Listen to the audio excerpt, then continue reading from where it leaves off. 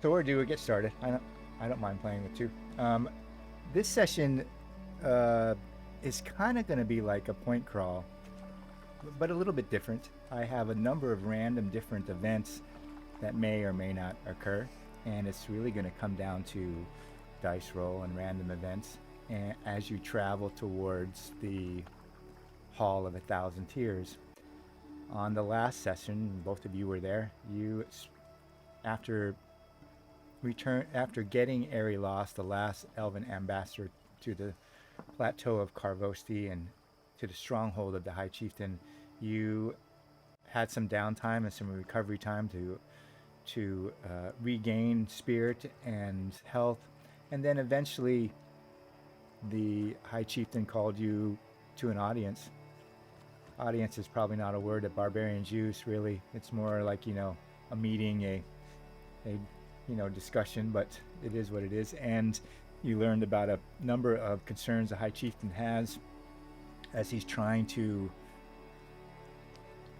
manage what's happening in the barbarian world. At the end, the group decided that Eri-Las, who needs to be escorted back to the Hall of a Thousand Tears, or needs an escort for reasons you may not quite understand or have asked him personally, you decided to be that escort because you've now spent time and energy and blood to get him to Karvosti in the first place. And so you decided to sneak out at the middle of the night, or you needed to sneak out in the middle of the night so that no one would see an elf leaving Karvosti by the front gate. You couldn't really go down the secret stairs of the Holdra. You may understand why that is, but something in those stairwells, something in the deep of Karvosti has changed, and going out the front gate in the middle of the night seemed like the safest, best option. Unfortunately, as the group is leaving, Lazarus, trying to find a way out, trying to take the attention of a Ambrian guard, oversteps a little bit, and she recognizes that you are trying to leave in the middle of the night by the front gate with an elf, and you have to essentially subdue her or knock her out. At this time, the party and the Wrath guards at the front gate decide that, come to terms that the best thing to do would be to knock out the Wrath guards as if they were involved in the fight too, so that you could somewhat hide your leaving. The Wrath guards know that you are secreting out Eri-Las, which is why there's only a single Wrath guard down the slope of Karvosti's main entrance or ramp, and you escape that way. You send the guard back up and tell him that he's needed up there, but not that you knocked out the Wrath guards, but that was the agreement. You would send the ramp guard up so that he could revive the other Wrath guards, and that some sort of alarm or issue is going to happen. How long that's going to take, you don't really know. And then you proceed down the path or road that leads to the bridge over the Malgomar, which is here. The group had decided that traveling up the Malgomar would be a better option than traveling through the thick of Davokar to get to wherever the gateway to the Hall of a Thousand Tears are. You don't really know what that gateway is, or gateways. You haven't necessarily talked to Eri-Las about what that plan is or how far you gotta go. None of you have ever been there before, and you're somewhat in the dark. You're at the bridge camp, just coming out of the forest, and what you see is some tents before the bridge. Now the bridge has stonework on either side of the Malgomar, but it has these huge trunks of trees that cross that distance. and they're raised enough to allow boats or small boats to go underneath it. As you're standing there in the middle of the night looking in the distance at the bridge that crosses the Malgomar, you see some small boats. They're from Ambria, and they're from further down, either Jakar, which is a city on the Malgomar River, which you know, and they're probably from southern Ambria for trade.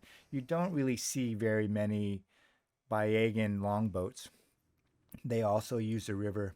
There's a number of times where bigger boats will use the Malgomar to go treasure hunting, but you don't necessarily see those on the river. You see a small camp. It's in the middle of the night. You see a single large fire, probably around a number of tents.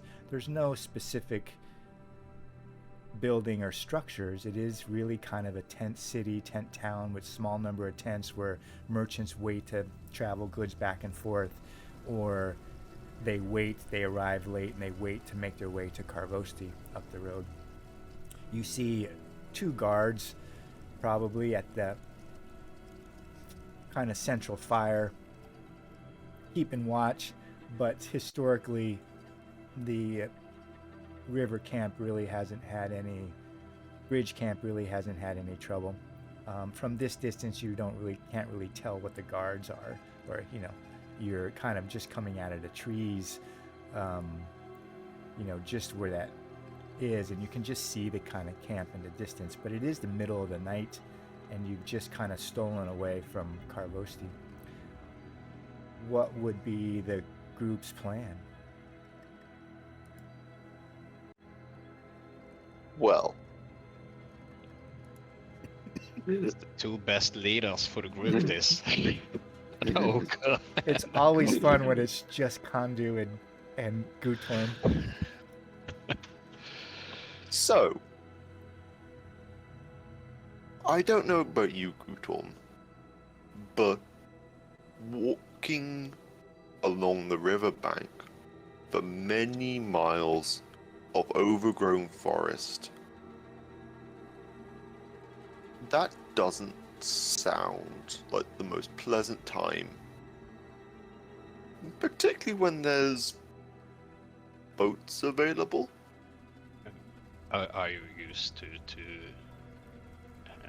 handle a boat? I've never been on a boat before.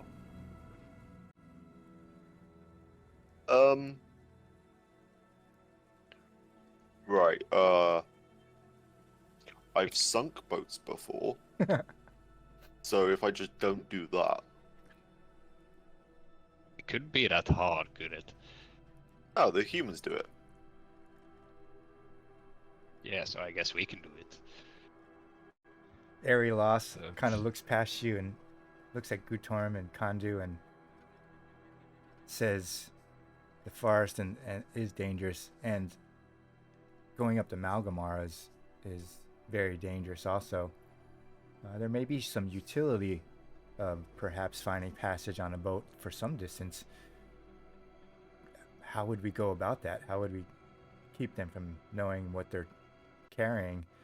I don't see necessarily any barbarian boats. Oh, all the better. We don't have to piss off our neighbors. Well, I misspoke. He doesn't see any. Well, yeah, he doesn't see any barbarian longboats, and you don't either. You do see some Ambrian barges, which are bigger, which are going. But so you see a couple of those. You might see 1 or 2 on either side of the bridge, and you see one of them. If you're thinking about boats and you're looking at the river and trying to decide, you do see that 2 barges are completely empty, and they're on the side of the bridge that leads back to the Malgomar River. And then there's another barge on the other side of the bridge that has crates and barrels still on its deck. So here's my question, kind of. Should we steal a boat should we try and catch a ride? And we're having this elf with us. How would they react to that? Okay. My response? Smuggling or piracy? Now, if we smuggle and we get caught, then we get potentially thrown off the boat and the elf dies. If we take the boat, they don't have a boat to come and catch us.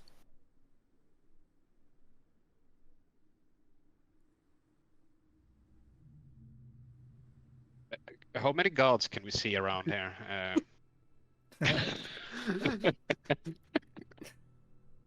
Well, you're not that close to the camp. You're kind of on the outskirts. You just got a kind of periphery of view. You don't see any activity on the boats themselves, but they're past the camp, past the main fire in the dark. You just kind of see their hulking. You just see their shapes on the river. There's enough light from the large campfire in the middle of the camp to kind of throw light that you see them kind of in the river themselves, moving up and down, and you might be able to hear them. Hear sounds of them creaking and as they kind of flow up against the side or ride their anchor. They all look like they're kind of tied up against the bridge themselves. You don't really see, as you look at these 3 barges, which are the main boats, 2 on one side and 1 towards the direction where you're going, you don't really see any guards, but you're a fair distance away and it is pretty dark. Yeah, so there's not much. Can I want to sneak up and get a better overview over the area and see if we can maybe sneak into one of the boats in the darkness.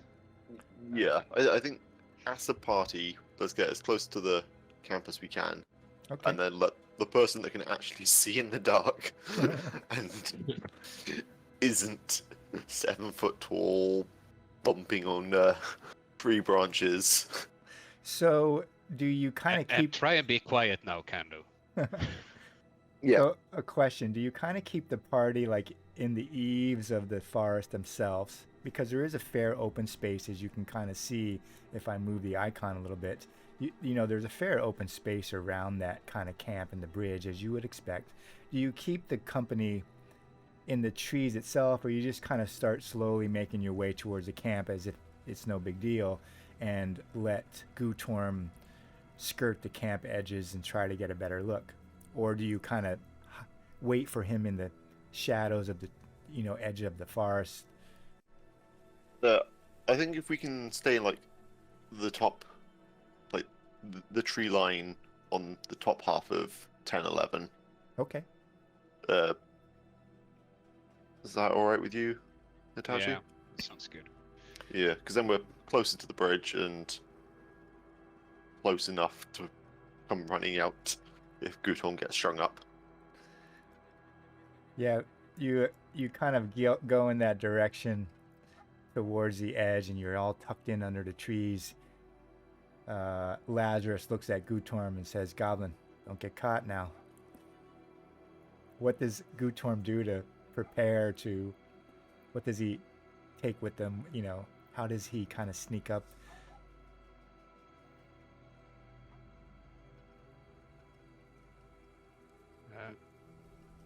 I think I want to see if there's a tree in the edge there I can climb and maybe get some overview over the area. Oh, so you want to climb up a tree first, like on the edge, while everyone's kind of settling in before you foray into the open space. Or could I? Yeah, I think so. Okay. Just roll a vigilant then.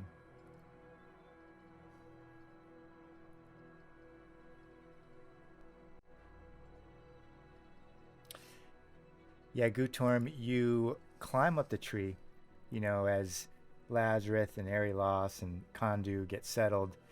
They look at you and they know you're going to kind of sneak down into the camp or check out the boats and, see what the options may be, and you kind of climb the tree. The trees are pretty tall. They go up, 30 meters. They're, 80 to 90 feet. Big kind of pines. On the edge of the forest, they're probably a little bit smaller than they can grow on the inside, but they're pretty tall. And you clamber up the tree pretty easy, and you look out with your goblin sight, and you can see those three hulking kind of silhouettes of the barges. The two on the southwest side, they're empty. They seem to have whatever they carried. They're either waiting for cargo or they already disgorged their cargo to wherever it needs to go, probably Karvosti. The one on the other side of the bridge, the northeast side, is still laden with cargo. You can tell that it's lower in the water. It has a number of crates and barrels lashed to the flat deck of it. There's one guard that you see, and your eyes catch it first. He's probably taking a long drag on a cigarette or a pipe, and you see the flare of that brightness, this orange kind of flickering light, this pinprick of light in the darkness of the river, and the big fire at the center of the bridge camp throwing enough light for you and your goblin sight to really pick out. So there is a single guard. The barge rides low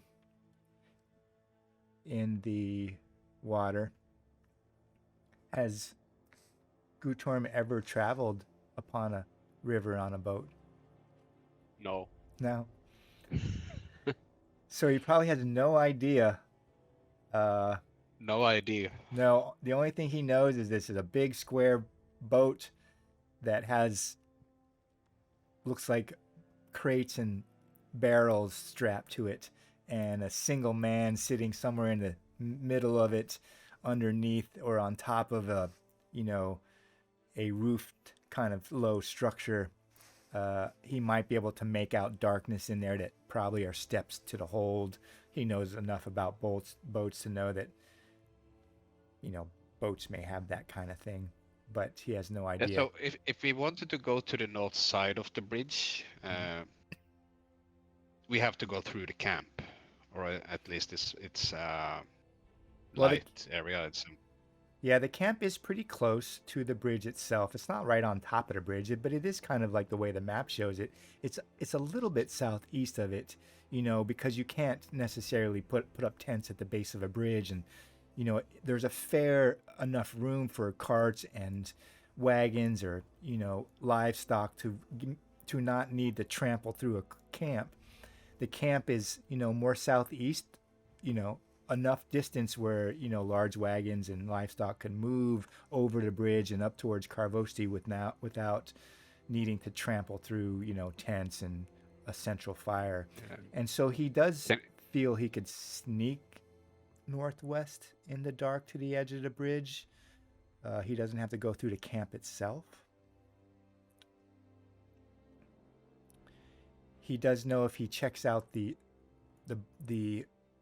boats without cargo, here, that he has to kind of skirt pretty close to the camp.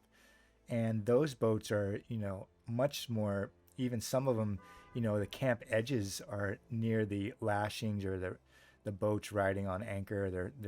They have a long rope that goes up the bank and is nailed or in with, around maybe an old stump that's holding it against the riverbank. Can I see how much activity there is in that camp? Yeah, it's the middle of the night, Gutorm, and most everyone is asleep. You see the two guards it kind of night blinds you a little bit if you look that way, because now you're suddenly looking into a fire, and the fire is pretty big. You feel that the fire is somewhat to keep, it still gets a little bit cold in early spring, and so, but it is also to cast light. You only see those two guards. They kind of mill around the fire. Their backs are not necessarily towards the fire like they're guards that are looking out, like they're looking intently. They're waiting to see if something arouses their suspicion, a big sound. You'd have to cross a fair amount of distance to get to the campfire and the camp itself. And so you could even sneak up into the camp, perhaps. Just depends on, how well they're looking around. But they're not intently guarding. So I'm getting down from the tree. I'm going back to the group. I give them information about the boat with the crates and one guard there, but I'm not very tempted to knock out a guard and steal a boat full of stuff, because that would be stealing. And roll me a cunning roll.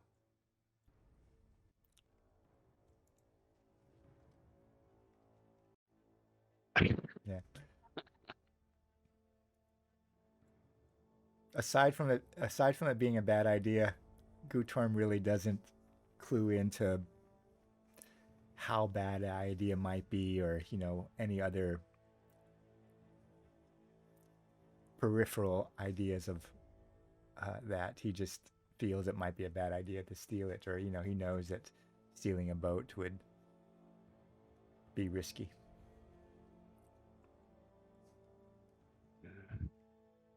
Looking at Kandu, and I'm like, if I knew how to use a boat, I could try and sneak in and I don't know. Do you have any ideas?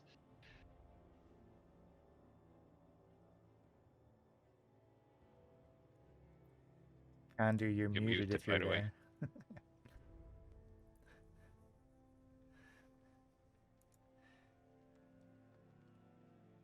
He may be still with his dog. If you're not, you're muted. We'll wait for you for a second.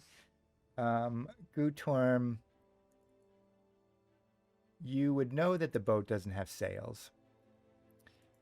And it either rides the current of the Malgomar, which generally the Which current... way is the current going? Yeah, the current's going to flow south. South, west, because it's flowing into the Volgama up from the mountains. And Gutorm's smart enough that likely the barges are poled upriver, depending on wind or current. He didn't really see a mast, if he would really know what a mast is. But it's not, So the option could be Kandu is pulling the boat up the river. There is that. There is probably Kandu and Gutorm have heard stories of boats being pulled upriver or through the narrows by mules, and through certain sections. Now, barbarians don't use boats like this. They use long kind of dugout canoes of various sizes, some of them bigger than others, to carry goods or transport goods. The only people who really do that are the Baiagans.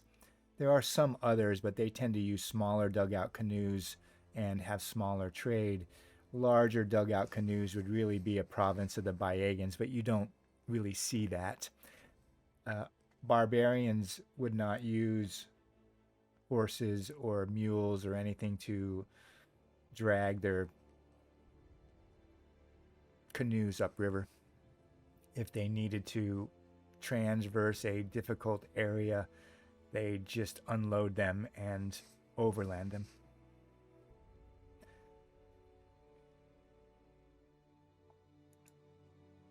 So yeah, what do you think, Kandu? Should we risk getting in a fight, knocking out that guard and stealing the boat with the cargo, because it seems less... it's further away from the camp.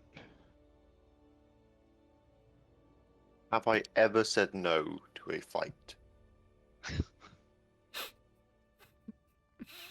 My plan was maybe I could make some noise in the forest line, and when he come in, and you just dunk in the head. Now, the forest line is too far. It's too far, yeah. Right. You have a fair amount of intervening space between the bridge and the forest line, which is to be expected. And We could just straight up walk to the camp and ask if someone is sailing. I mean,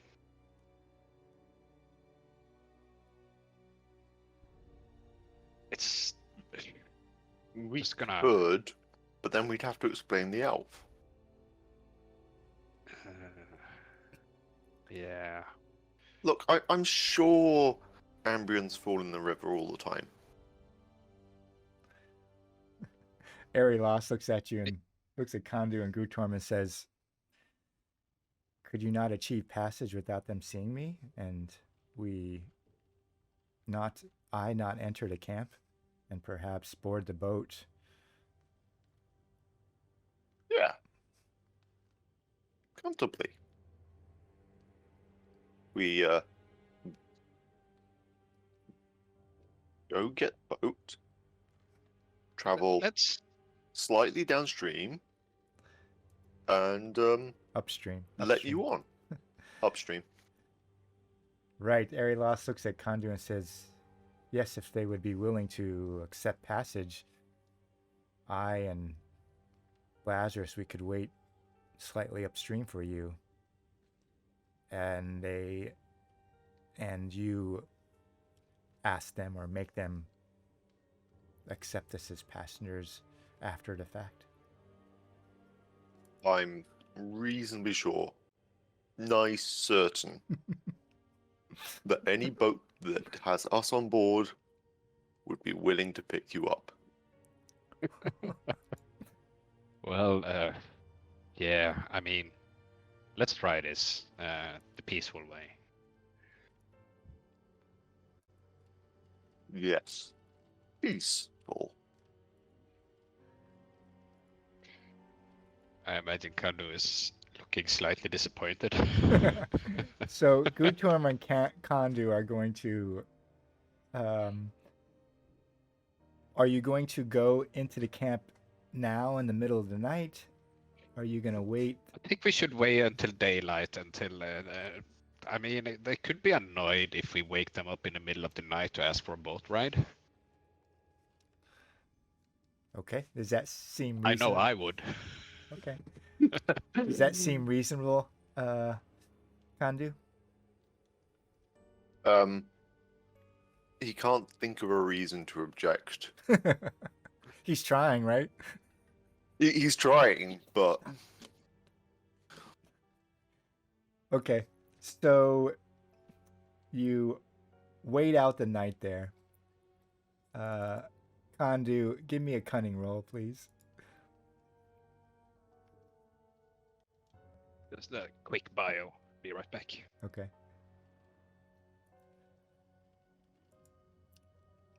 Kondu, you are waiting out the night, and the sky is graying. As you know, sunrise is eventually going to happen. The camp, about an hour before sunrise or so, becomes a little bit more active.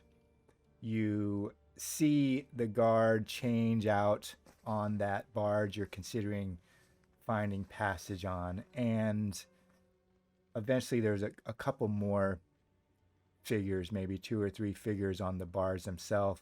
One exit the bars and kind of hops over to the bank and goes into the camp and goes into a tent. And so you see some activity. You're sitting there watching this before deciding to go see if you can buy or see if the captain is agreeable for passage. You look at the barge, and there's a kind of small, large man on it, and the one he kind of pushes or kicks off the barge to go into the camp looks a little bit younger. Just the way they run.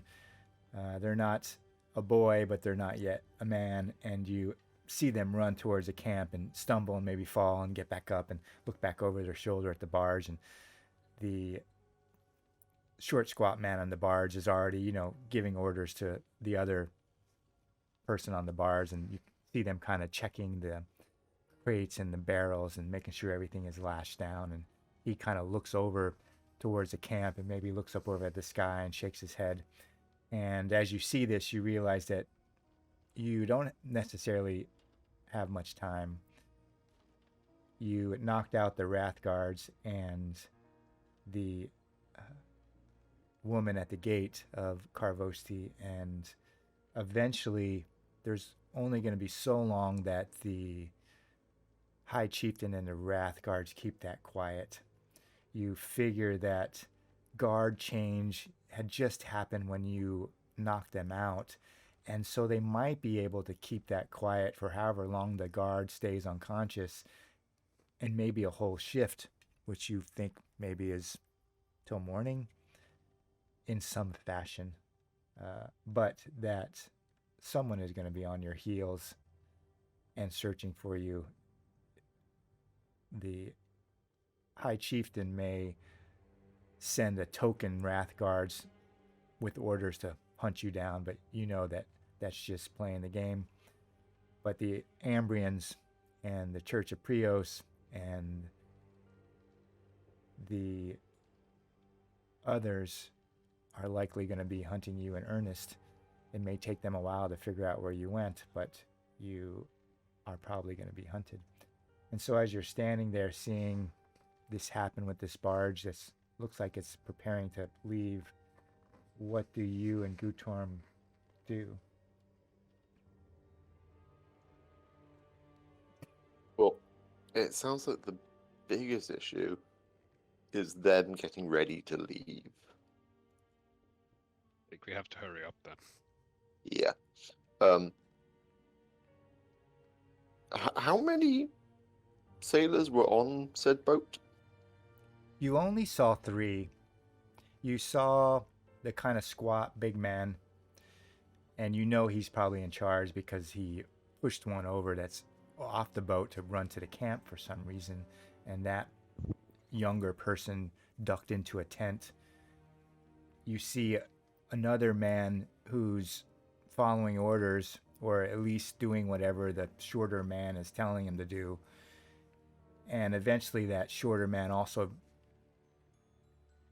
helps, that he's not just giving orders, but once he knows that the other man is doing what he needs to be done, he also kind of goes to the other side of the ship, or the water side, and checks the perimeter of the ship, and he checks, ropes that are holding down the crates and the barrels. He may even open up a barrel and kind of look into it and pull something out and put it in his mouth and put the barrel closed. But he's not just there giving orders, but you only see 2, aside from the one that went into the camp. All right, Gutom. We have the advantage of numbers. What are you suggesting? Stealing the boat? Oh, yeah. I was never really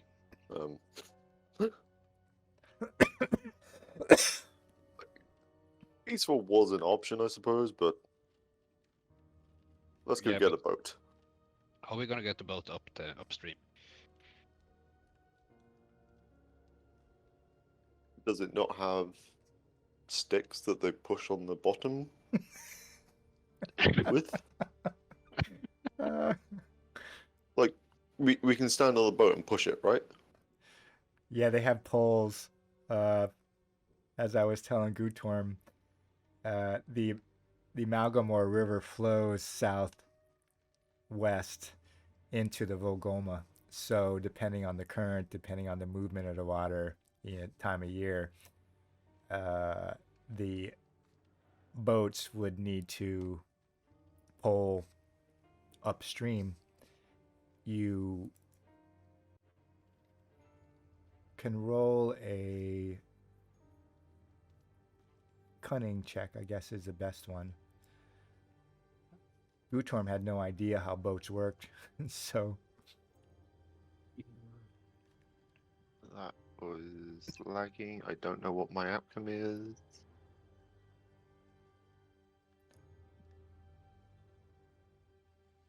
Has anything rolled? no, did it not roll? No. I had a little error message, so I'm going to refresh the page and maybe I need to.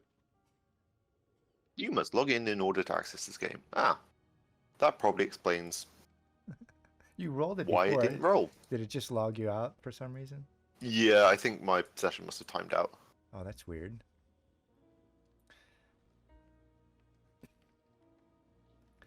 As Kandu is rebooting his self, Gutorm, do you have any questions about what you see?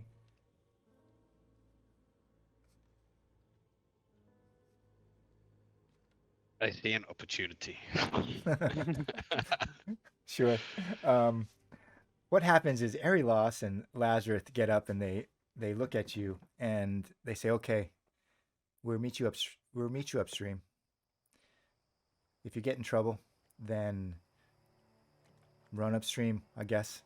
Lazarus says, shrugging. If we don't find you, then we'll wait a day. But I don't know what we will do if you don't come. But Yeah. So for now, it's the only guard. He's the only guard in vicinity, right? there's There's the two guys on the boat. Oh, there's the two guys on the boat. yeah. So I'll tell you what I described. Maybe you didn't hear it. There's a squat kind of man. It's a boat captain who kicked off someone who seemed younger, not a boy, but obviously not a man, who went running towards the camp and fell on his knees and got back up and ran towards the camp and ducked into a tent. And then that squat man gave some orders to another man who was on the boat, or another figure, and they started to make sure the boat was secure, ready to shove off. And that's what they saw. Now, Kandu knows a little bit more about boats, perhaps because he's traveled along the Malgomar River or he's seen them. So he knows about barbarian longboats, and he knows maybe Baiagans use bigger longboats, but they don't use boats like this, that this is truly an Ambrian boat. He understands that a boat like this moving against the tide would require men to pole arms to push it upstream. The Malgomar River is running slow, and so it's not all that difficult at the moment here.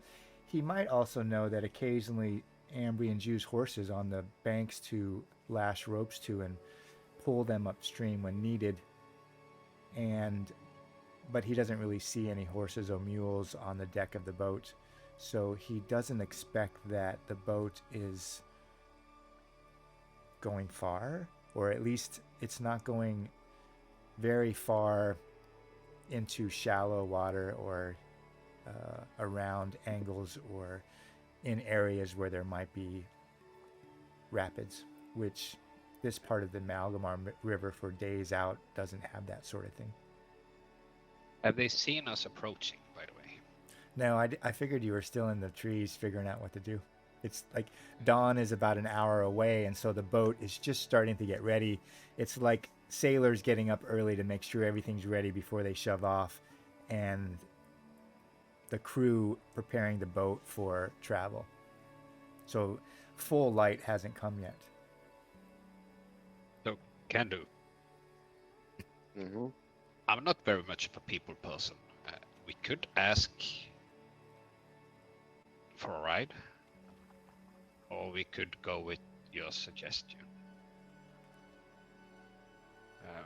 What about maybe stone, scissors, paper for it? I mean, So you're gonna do stone, paper, scissors? Yeah, let's do that. Yeah. stone, paper, shears. Stone, paper, shears. So stones are 1 to 2, paper is 3 to 4, and shears are 5 to 6 on a d6. So you can both roll a d6 and see who wins. Yeah, you both come up with stones or paper. You both come up with paper. Roll again. Just stand straight up.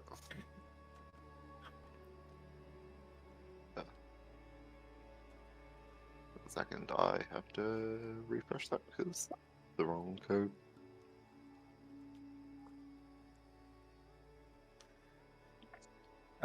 Gutorm, you flash out paper, and so does Kondu, and then you flash out paper again. Kondu puts down stone. What is Gutorm thinking, or what does he say when when he has paper over Kandu's stone. Gotcha. So, Let stone break finger. yeah, it. but it doesn't break paper. Depends how hard you throw it. Do you want to talk with them down there? Fine. Let's Well, not look threatening. Let's just act normal. Okay. Try not be an ogre so much. So you... I'm perfectly good at not being an ogre.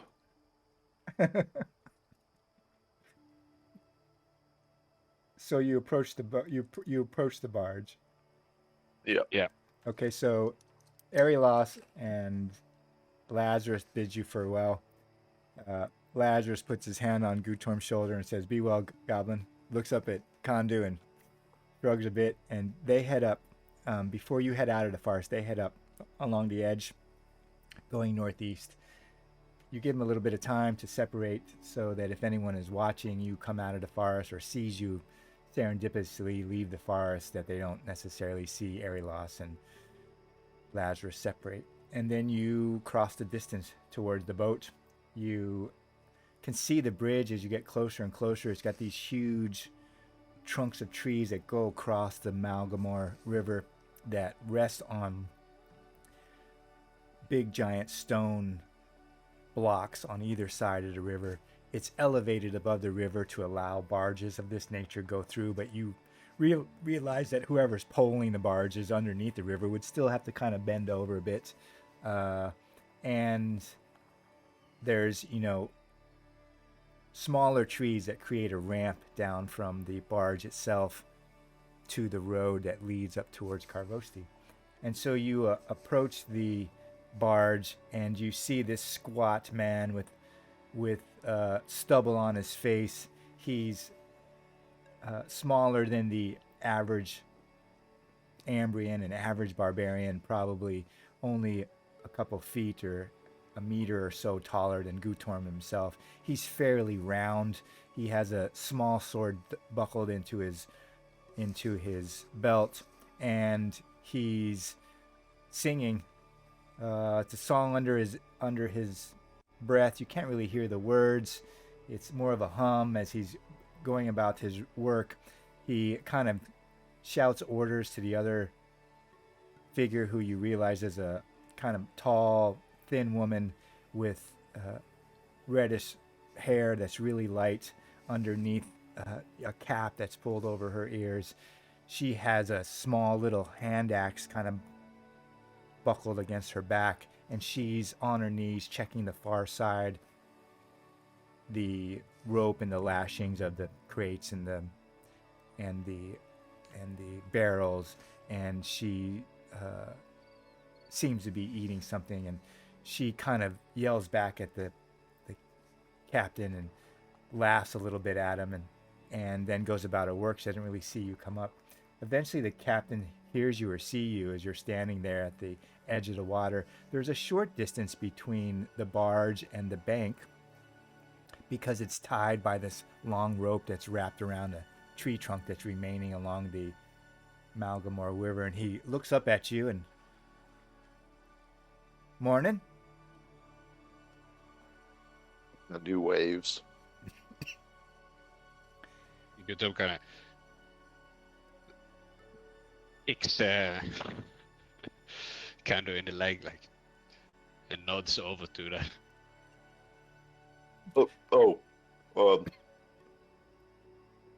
The little one was hoping you guys were going upriver because we need to go that way, and on boat is easier than foot.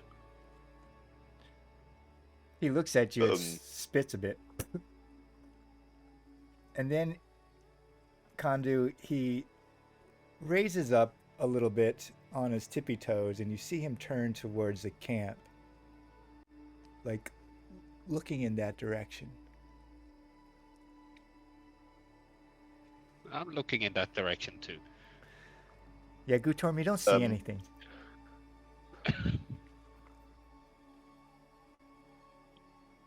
Kandu is assuming he's waiting for his boy to come back. Yeah, the man puts his thumbs in his belt and motions you a little bit closer, and he kind of leans over and he says, "We might come to an agreement, Ogre." And he looks you up and down, and see him thinking. He looks over at Gutorm, but his eyes slide back to you, and he says, "What do you got in trade for passage?" Things I got. I got goblin. I got club. Got knife. Now you see Gustav is just putting his palm in his face and like, my friend here is he's strong. He can walk. I got and Kandu has a bunch of animal trophies from the various beasts that we have killed that technically count as treasure. Roll me a persuasion test to see if he's interested in those trophies.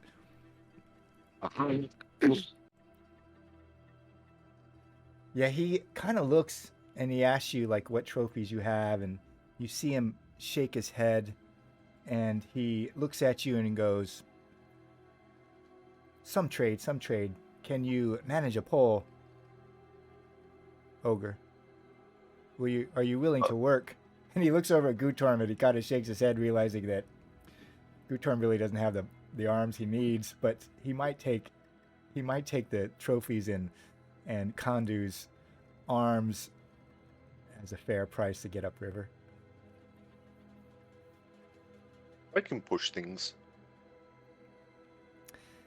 At this point, go ahead. I'm sorry. But what it's worth, the goblin's got good eyes at night. Yeah, you see him shake his head. Beady little things can see in the dark.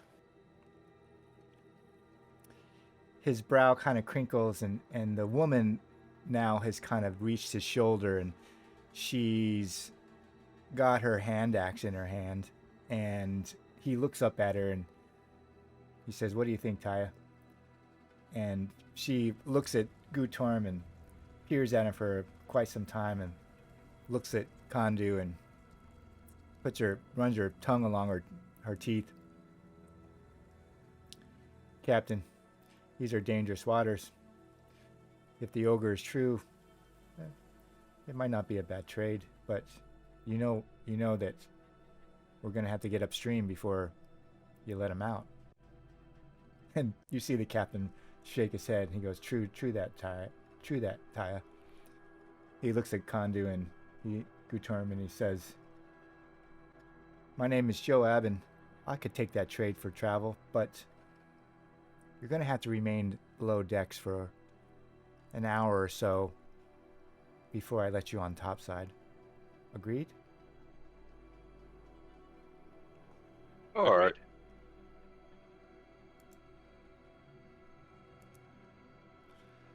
Do you guys agree? Yeah. Yep. All right. He looks up at Ty and he goes, "Man the rope."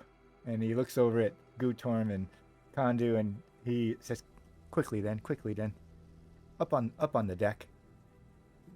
Sort of like pick up Gutorm, drop him over the guardrail of the boat, and then go clamber on myself. Yeah, he's just a little bit taller than Gutorm, but he's probably like almost as wide as Gutorm is tall. Like he's pretty round, thick jowls. He's got kind of light gray eyes and this, short sword on his hip, because you realize if it was anything longer, it would just drag across the ground because he's too short and stubby. And he offers you his hand. "I'm Joab, and I welcome you aboard my ship. No trouble then, though. No trouble." Can do that. No trouble. He looks at Gutorm and Kondu and he says, okay then, below decks, right there, through the hatch. Just stay quiet. I'll come get you when it's time. And you look across and you see this square of a deck has been folded back, and you see a couple wooden steps leading down into the dark of the hold of the ship.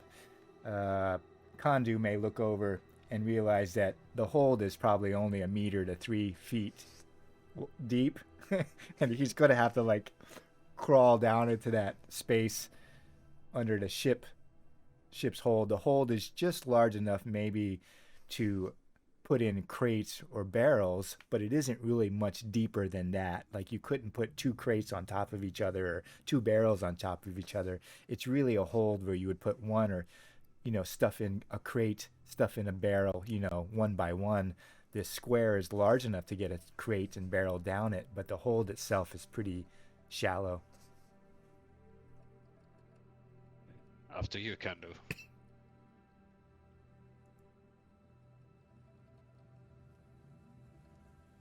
The things I do for... Then Kandu sort of crouches and turning sideways, getting without knocking anything. Gutorm helps them, pushing a little bit.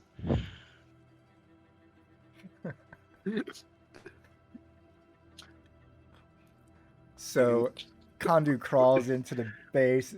Gutorm's like pushing on his backside. Kondu practically has to go on his elbows to pull himself down those 3 or 4 steps, because it is that shallow. Like he has to go on his belly just to get into the hold. Gutorm's behind him, pushing on him a little bit. Eventually he low crawls into, a little bit of space around it, and it's dark, really dark down there, and everything around him, like he feels some barrels and feels some crates. Like the hold of the ship is packed full of crates and barrels, and there's just a little bit of space, just enough room for him and Gutorm to crawl into that darkness.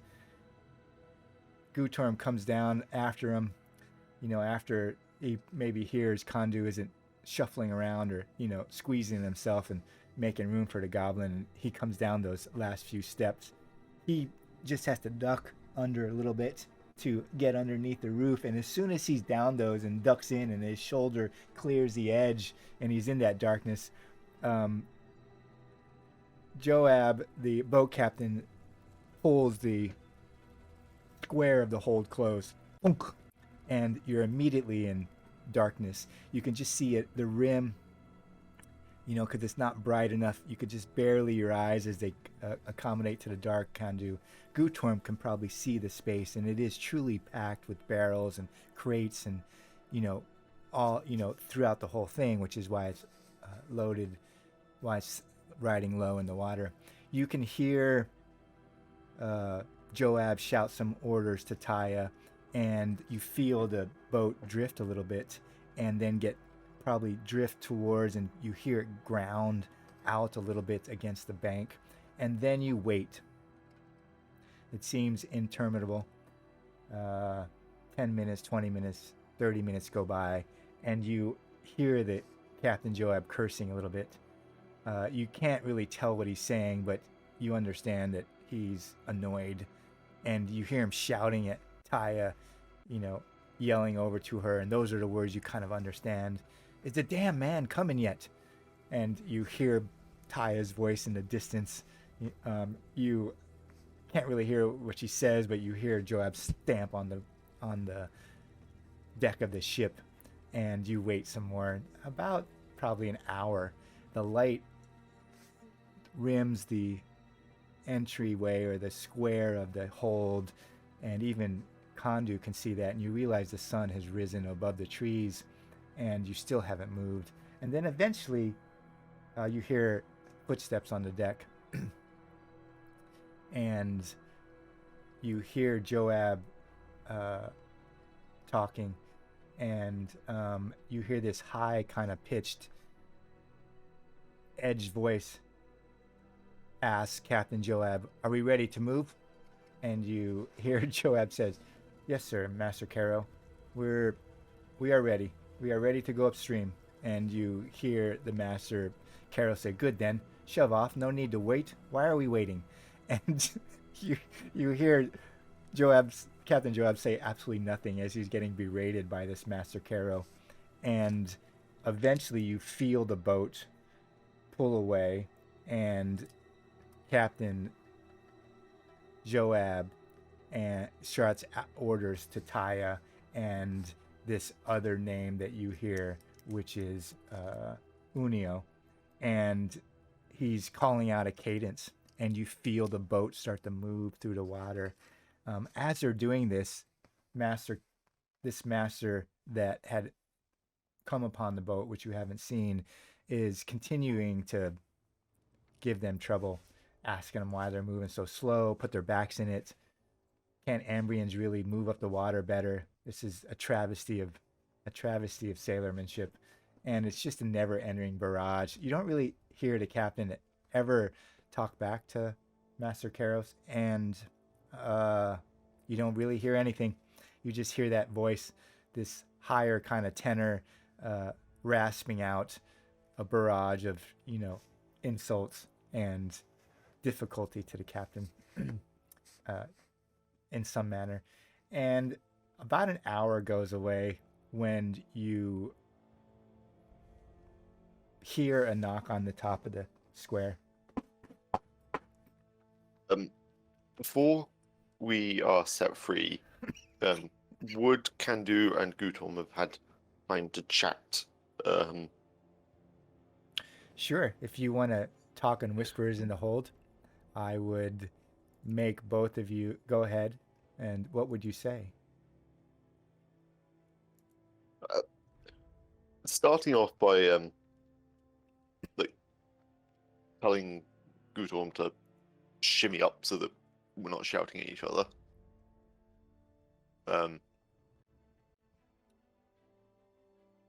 Alright. We didn't say anything about our friends needing a ride. And I hope we not pass them. Yeah, I think boats move faster than people, so. But we were still for quite a while, so hopefully they moved upward river. Yeah. While we were waiting. What I'm thinking is we only really need the other people on this boat to show us how to move it. Yeah, I don't like this master on the boat. He sounds like a rude guy. Gutom. People disappear in Davokar for all sorts of reasons. Sometimes they get run over by a giant boar.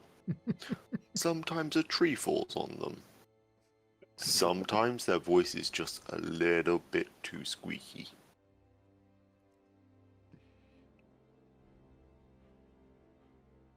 Well, so we just throw them overboard then? That's your idea? I mean, he was nice to give us a ride. Yeah. And if they're not amicable to giving other people a ride, then, well, we're already on the boat. And I did promise the elf that any boat with us on it would be happy to pick them up. Maybe if we just got rid of that master and I mean, the boat could need a new master. Yeah, I mean, I was just kind of... That one was a given. Well...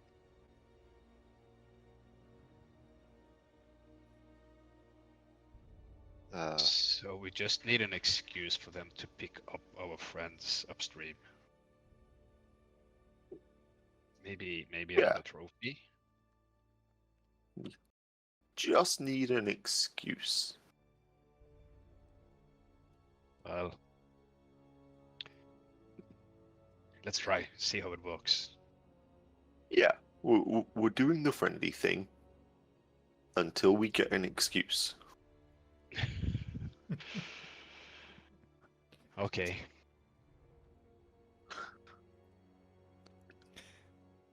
So this is quite novel for me.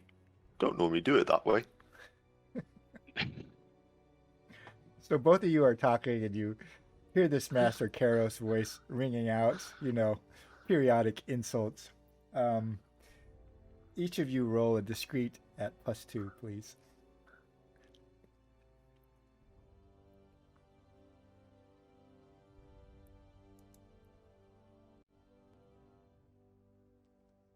Oh, it's what a Wow. day. You're talking back in the hold. Oh, you're muted. Oh, you're talking in the hold, Kandu, and perhaps Gutorn's voice is too loud. Perhaps he's agitated. Perhaps, the master's voice up there stalls, and you hear that high tenor call out, Captain Joab, there are freeloaders in your hold. Draw your weapons. and then you hear that knock. Wait, men. Are you ready? We have need of your arms. And Captain Joab throws back the square, and he's kind of on his hands and knees, and he ducks his head below the level, and he looks at you, and you see his face kind of grimace a little bit, and he tries to waggle his eyebrows at you, trying to say something, but obviously he can't, and then eventually he goes, "Come on up now. We have need of your arms." And you hear him say, "Master Karos, it is just my crew, the other part of my crew, to get us upriver." We allowed out now, Captain. Aye, aye, come on up.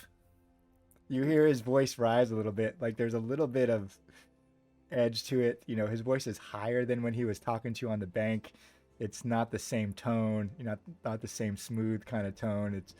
There's a little bit, it's the register has risen a little bit. Kandu shuffles out and goes, ready to push, sir.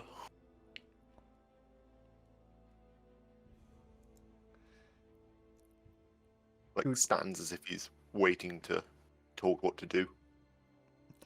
Yeah, you come up on deck, Kandu, and the boat is moving slowly up the Malgomar. You realize that it's moving kind of at a walking pace. If you were walking along the edge of the river, that the boat isn't necessarily moving faster than you could walk.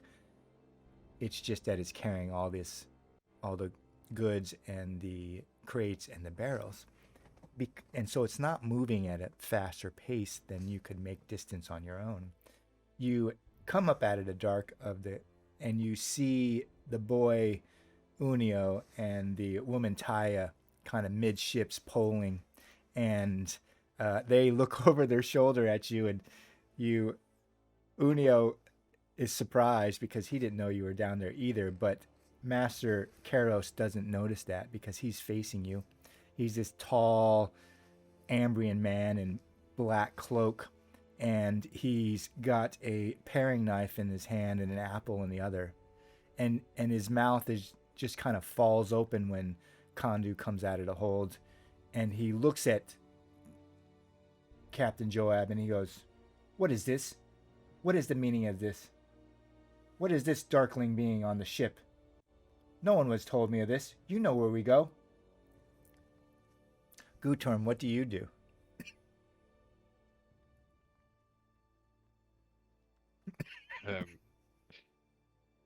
We just going upriver.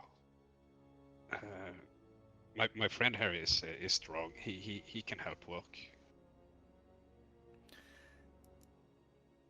And so you are talking to Master Karos, right? Yeah.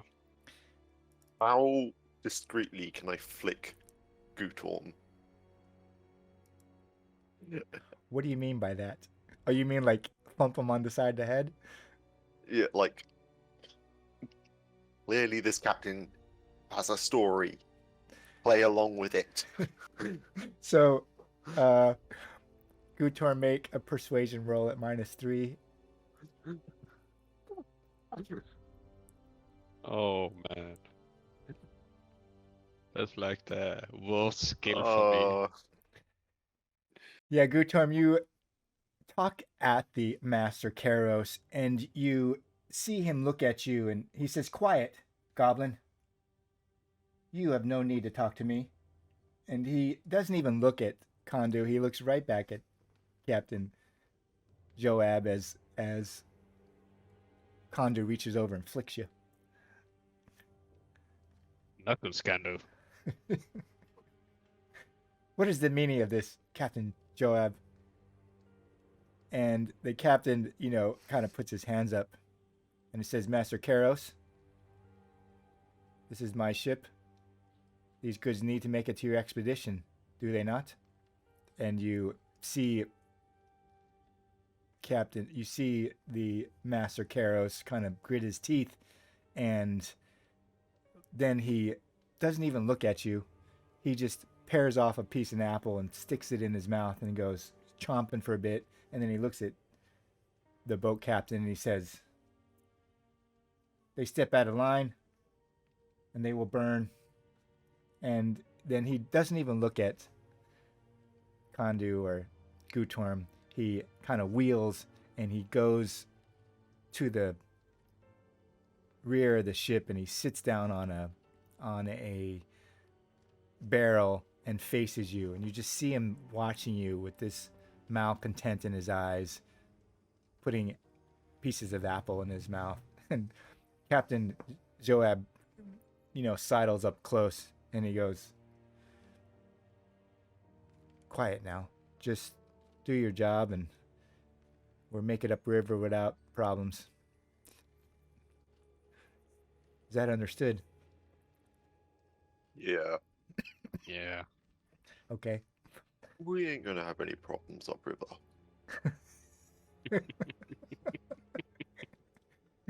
So, you have Taya, the woman, on one side with a pole, like putting it in the muck. Like it's these really tall poles, and they're putting in this kind of a cadence, and she's stamping on the ground this cadence out so that her and Unio, this lanky boy on the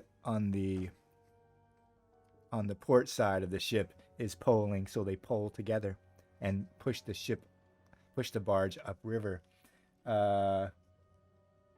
Which side does Gutorm take, port or starboard? I guess I go for port. Okay, so you're going to be with the boy Unio. Yeah. All right. And Kondu, you're going to starboard with the woman Taya. I'm assuming Tyre looks stronger than the lanky boy. Yeah, I mean, Taya is pretty tall, taller than the average woman, but she's not necessarily built like a barbarian. So she seems tall and lanky. She has obviously a hand axe, and she is stamping out the cadence. Her arms are kind of ribboned with muscle. She's got that kind of leathery look, but she's young as far as you can tell, or what Kondu would know. And the boy hasn't grown into his full strength. His musculature and his width of his shoulders and just the look in his eyes, he's following directions, but he is definitely the weaker of the pair. Good on. Try and balance the sides a little bit. All right. And Kandu goes port side. Oh, Yeah, Gutom climbs over to the other side. grabs a pole, trying to figure out how this works to get in rhythm. Or Right now, does he take a position behind or in front of Taya? behind. Yeah, you go to take a position behind Taya, and you hear her cluck her tongue. Not there, Goblin, not there. I want you in front of me. Well, okay. Okay. I No, move up front. no comment. Okay, so you get positioned, a few meters in front of her, midships on the port side, and Kandu goes to starboard with the boy Unio. Do you take position in front or behind Unio, Kandu?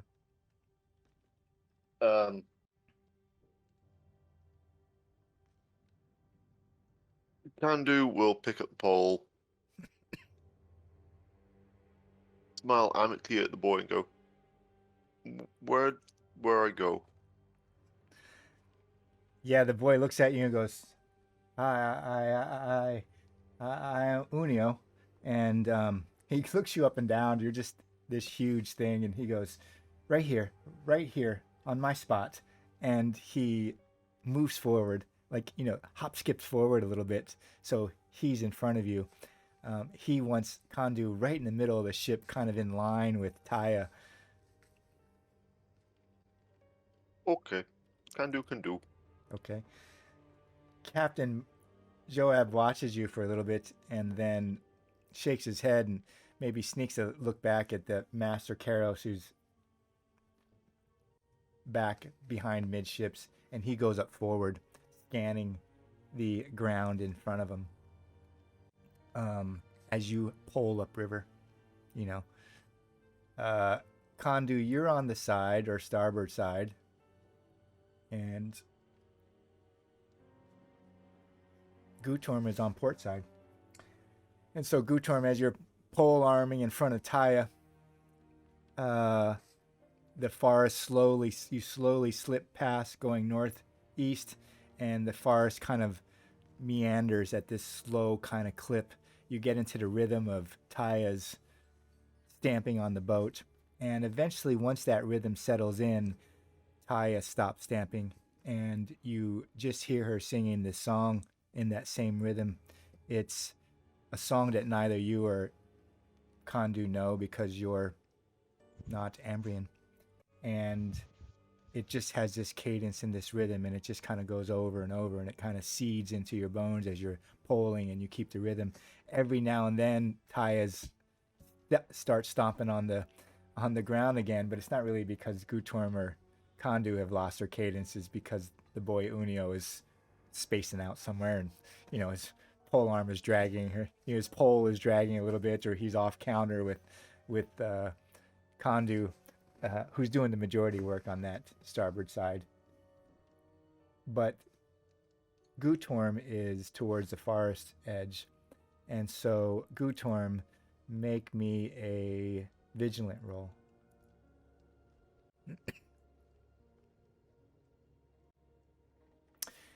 You're probably an hour or 2 hours out of moving the barge upriver.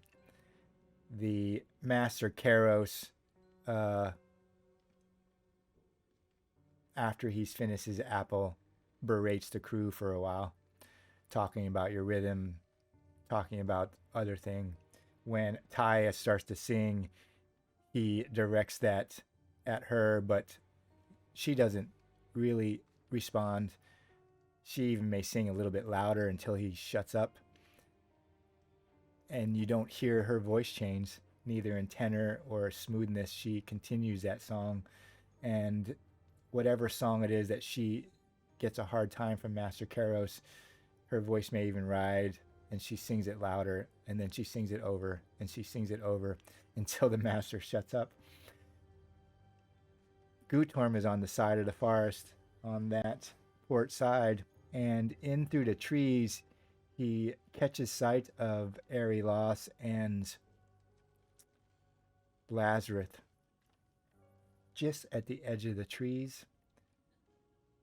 Taya is on that side, but she's singing and has her eyes forward and keeping rhythm. And every now and then, her eyes slide back over to the boy Unio, or she adjusts the cadence when Captain Joab meanders the boat, starboard or port in order to get around an obstruction or a tree that's in the river sticking out that would bar their passage.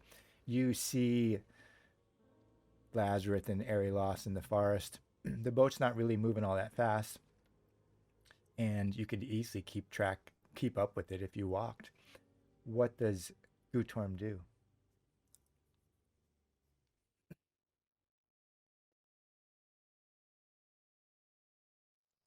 I'm calling over to Kendo by his name. Kendo, Hmm? how are you doing? And like when Kendo sees me, I kind of nods the head over to the forest edge. Try to make him understand that I seen the rest of the party. Kandu doing well. Kandu can grow. Is the Master Caro still sat at the back of the boat? Yeah, he's near the back. He's probably sitting on this back row of, the boat is balanced. So Captain Joab and Taya made sure its weight is balanced. And Master Caro, even though he's an ass, is positioned in the back, probably to balance out the boat Captain Joab's weight in the at the front or the fore. And so he's a fair distance away. The boat itself is probably 20 feet or 9 meters long, and at least 3 meters to 10 feet wide. The barge, this flat top. I'm afraid it's going to be a little bit overcrowded with all the cargo and what is it, 3 more people on board? Yeah, the cargo is spaced, definitely to allow you, like when you're poling through the river, you're kind of standing in a space, between maybe 2 barrels or 2 crates. And there's a couple of those spaces throughout the ship itself. And the cargo is probably spaced in, a couple feet, a couple footsteps inside into the center of the ship, not completely on the edge. So you have this kind of lane, or there's causeway that you walk around the perimeter of the ship, and the cargo is a little bit more center. In the fore and the aft of the ship, there's obviously a group of cargo that's, taking up a majority of the fore of the ship and the majority of the aft of the ship. And that's where, Master Karos is sitting on top of that cargo in the back. And Captain Joab is kind of standing in the causeway or the pathway that's at the very fore of the ship.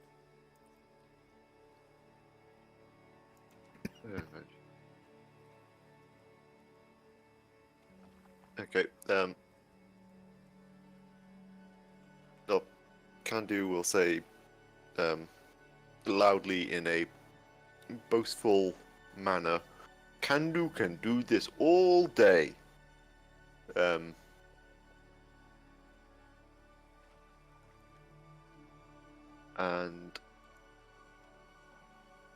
let that be, but looking, obviously, because I'm responding conversationally to Gutorm, give a sort of evil squint towards the rear of the ship, as if can't wait for this day to end. All right, Kandu, roll me a strong test at +2. Well, just roll me a straight strong test. I'm not actually super strong. I'm just an ogre. Yeah, your strong is pretty good.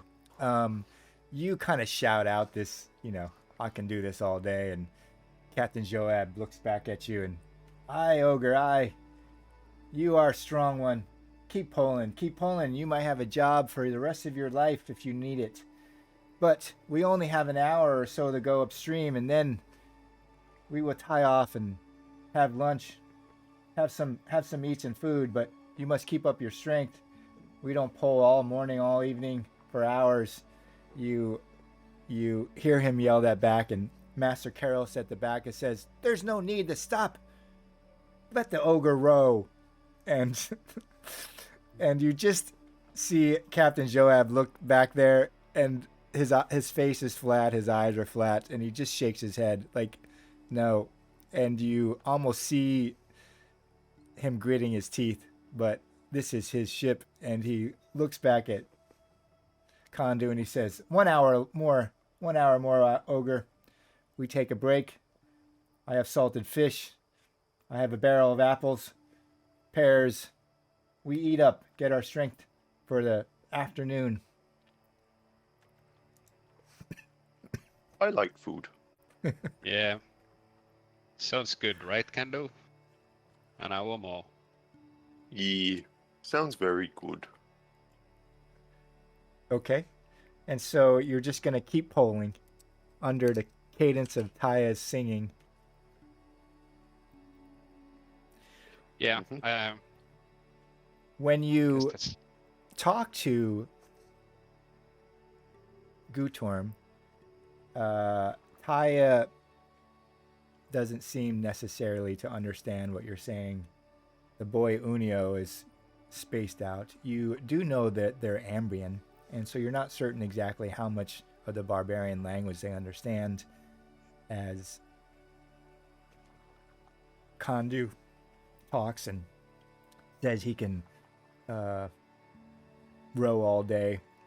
You do know that Captain Joab and Master Karos fully understand what Kondu and Gutorm talk to each other, and although Captain Joab speaks to you in barbarian, Master Karos replies in Ambrian. Whether you understand that he is shouting at the captain to continue rowing throughout the day or not, Captain Joab doesn't shift to Ambrian.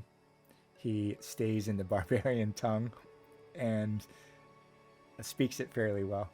That's just information you would know. You pull another hour. Gutorm probably periodically shifts his eyes towards the forest, and every now and then gets sight of Eri-Las and Lazarus trailing the ship. The ship really isn't moving that fast. It's not necessarily hard for them to do, and he doesn't really see them that often. But just every now and then, he may see Lazarus dip into the forest, or he's looking for them, and he goes for a while and he doesn't see them, and then he sees Lazarus, and then he sees Lazarus kind of disappear back deeper into the forest, like they're keeping track of the boats easily as the boat goes upstream. About an hour goes away, and Captain Joab, climbs over the crates in the four midships, and walks across the barrels or hops across the barrels until he's in the center of the ship, and drops back down and yells over at Taya and shouts to bring the barge to a halt and towards the port side of the river Malgomar. You get pretty close to the edge of the water, and you hear the boat maybe grind a little bit softly against the edge of the river, and Taya kind of gives up her pole and lays it on the ground and shouts to the rest of you to hold the ship with your pole arms. She jumps over to the side with the rope that's tied around that probably block and tackle midships, and then goes out into the forest and wraps it around the tree, ties it off, and then she goes to the fore of the ship and takes a second rope and does it so you got these 2 points kind of holding the ship against the side. And Captain Joab looks up the ogre and says, "Well done." And then looks at Gutorm and kind of shakes his kind of shrugs a little bit and goes, Don't worry, Goblin. You'll get some You get some muscle, and in the dark of night, you probably will be useful. And he cracks open a barrel of salted fish and a crate of apples, and Master Karos comes forward and asks him what he's doing, and he just waves them off. These are my barrels, he says in Ambrian, whether you understand it or not. This is part of my pay. And he, motions for Gutorm and Kondu to come and, have some salted fish and take a break and have apples. And he sits down on a crate next to them, and eventually Taya joins them, and the boy Unio is kind of laying on his stomach, across crates, and he reaches forward and is taking, a bit of an apple and a bit of salted fish and eating them together, and Taya kind of shakes her head at him and goes, "That is just nasty," in Ambrian, and then, takes an apple, and she's just eating an apple, but she hasn't really had any salted fish. What do Gutorm and Kondu do? Sorry, Kondu do. Kandu would take the apple that he's offered and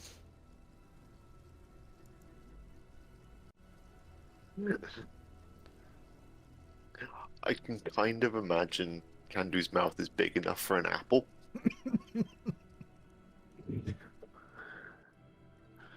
It's probably big enough for at least half of one. Like, he probably could fit the...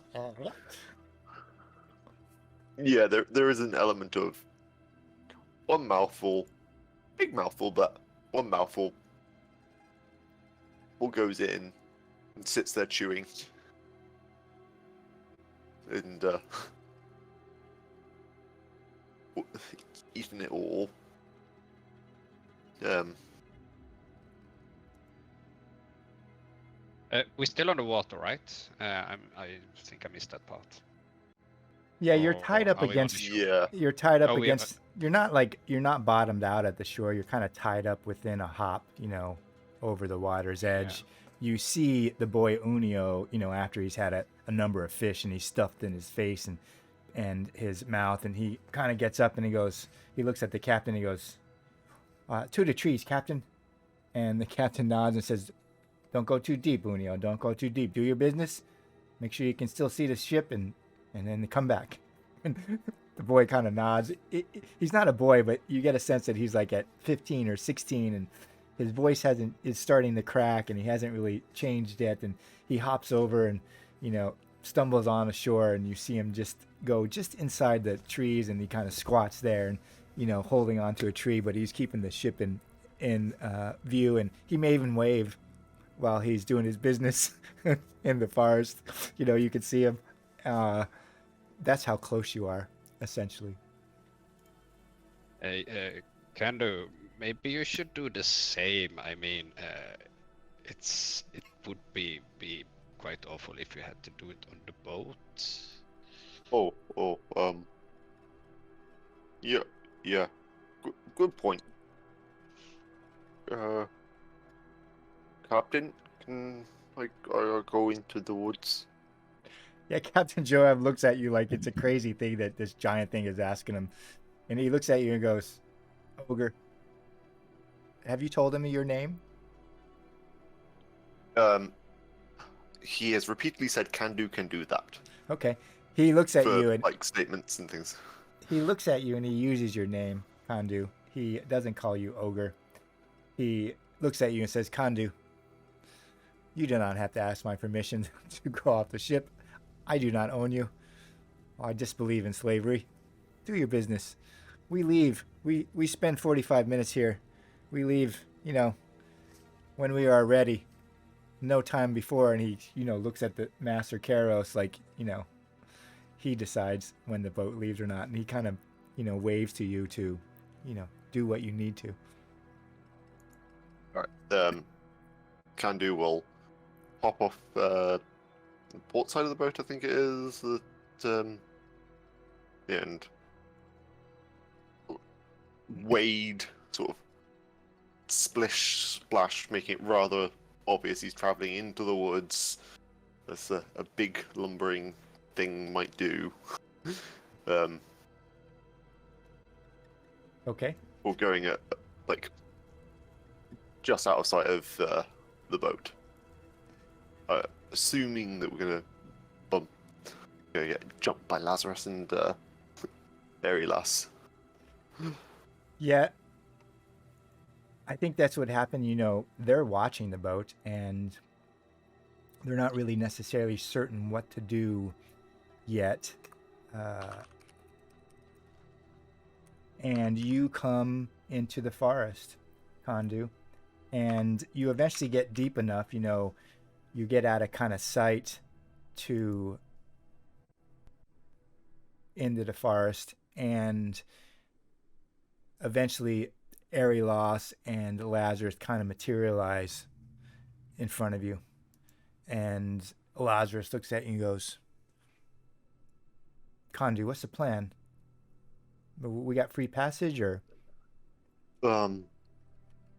See, free passage, bit of a problem. Some absolute stuck-up asshole of an Ambrian big shot. Some Carol, I don't know, Karen, something like that, is on the boat. It's full of goods for some stupid expedition into the dark. But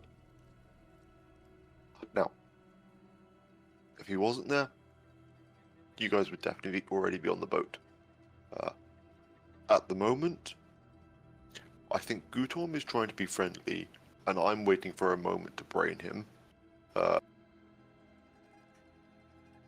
Yeah, Lazarus just kind of puts his hand on his head.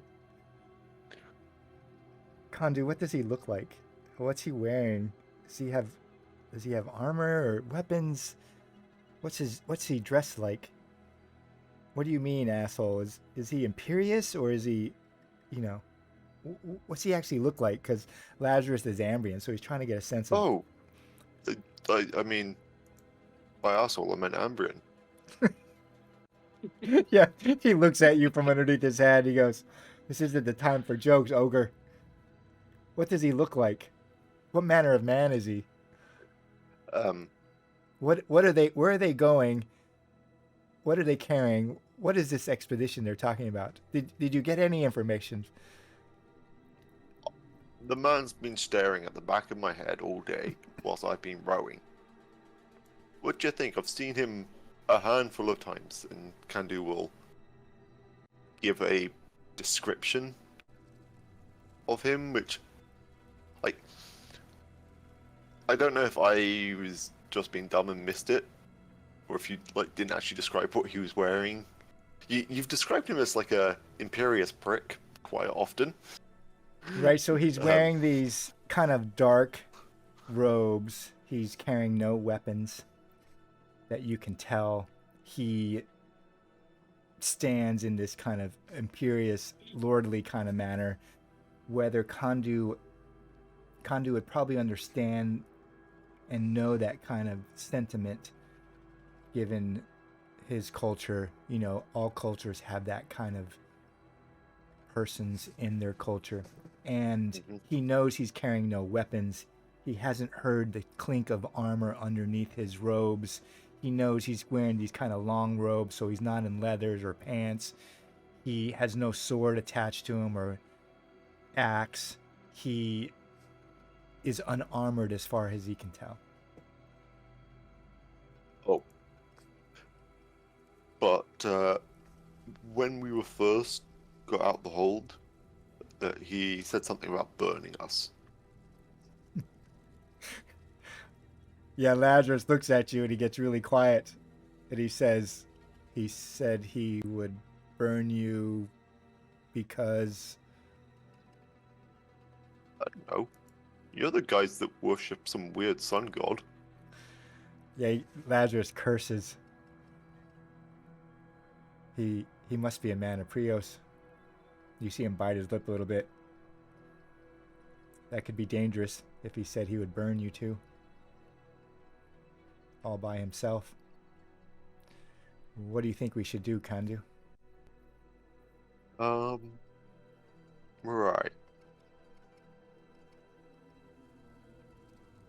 The boat's not moving fast. We can keep easy pace with it.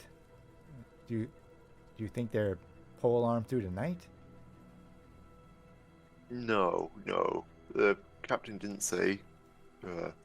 Well, he said that people would have to rest and things like that.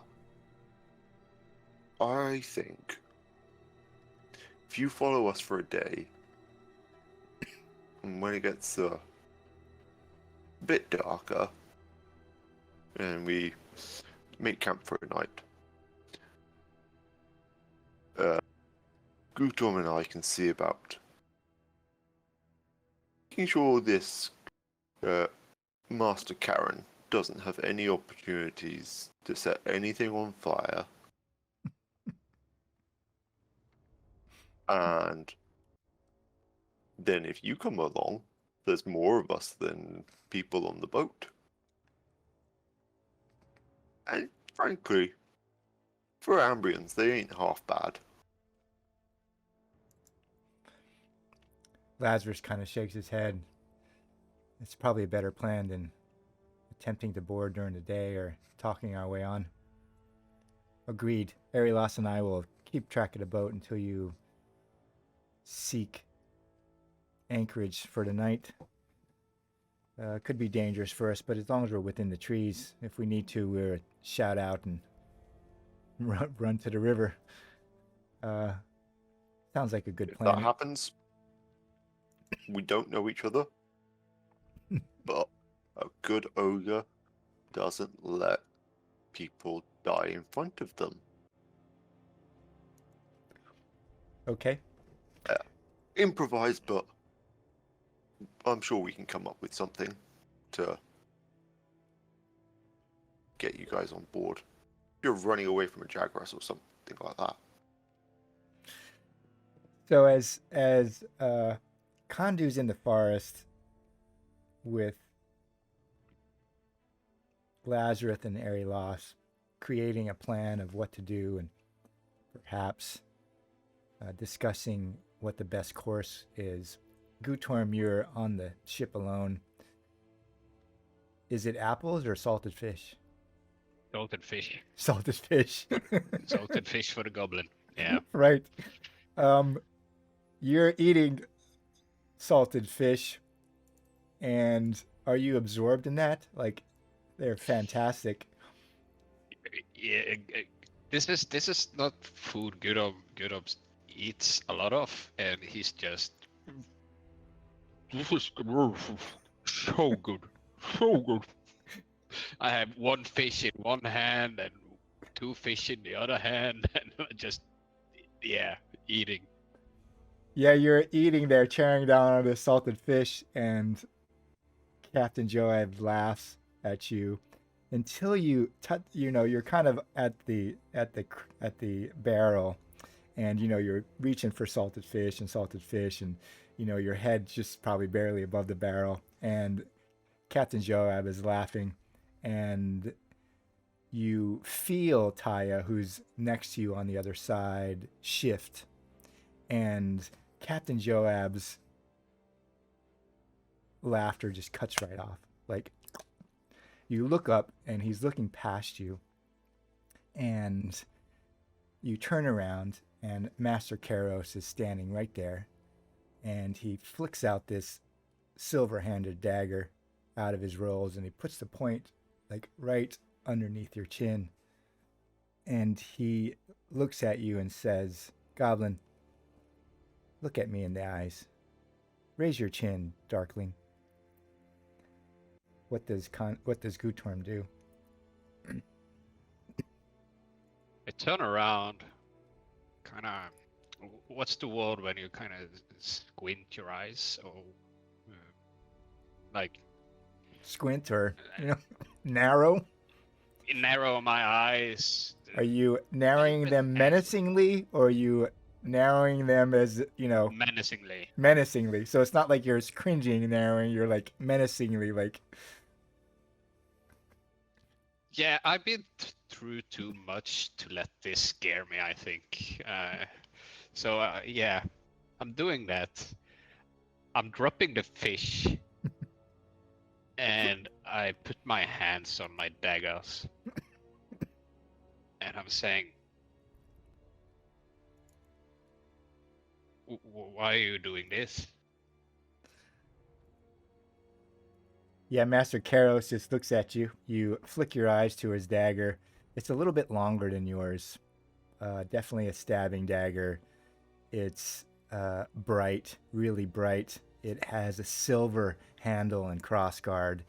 You can perhaps see letters carved on the blade itself and in the crossguard itself that are filled in with another yellow kind of metal. It's a dagger of obvious worth and far different than the daggers that Gutorm sees. And you see Master Karos doesn't even like acknowledge your menace, as if you're well beneath him. And he flicks the dagger and puts it through his thing and kind of puts his hand by his side and looks down at you. It's a long way. He's looking way down at you, Gutorm. And you see a little flicker of a smile on his face, and he says, "Because you are of the dark, you are tainted, you are spoiled, you are unpure. Your kind should live short lives and toil for the rest of us. Do you wish to end that life now? Surely, pull your daggers and we can see what happens, goblin." I wouldn't do this if I were you. And I make the whistle. Whistle. You're whistling. Okay. Um. Kandu, make a vigilant test at -2 because you're in the forest talking to Lazarus about the plan.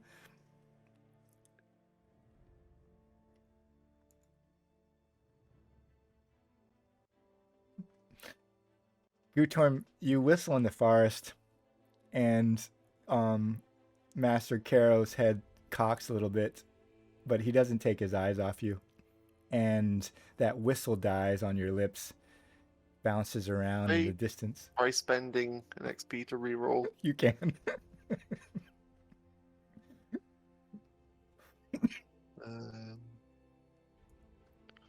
Vision's -2. There we go. And that whistle goes out into the forest, bounces around. Kandu, you're talking to Lazarus, and you don't hear the whistle first necessarily. You feel Lazarus. They had started moving, and then Lazarus turned back and looks at you, and then you hear faintly Gutorm's whistle come filtering through the trees from the direction of the river. What does Kandu do?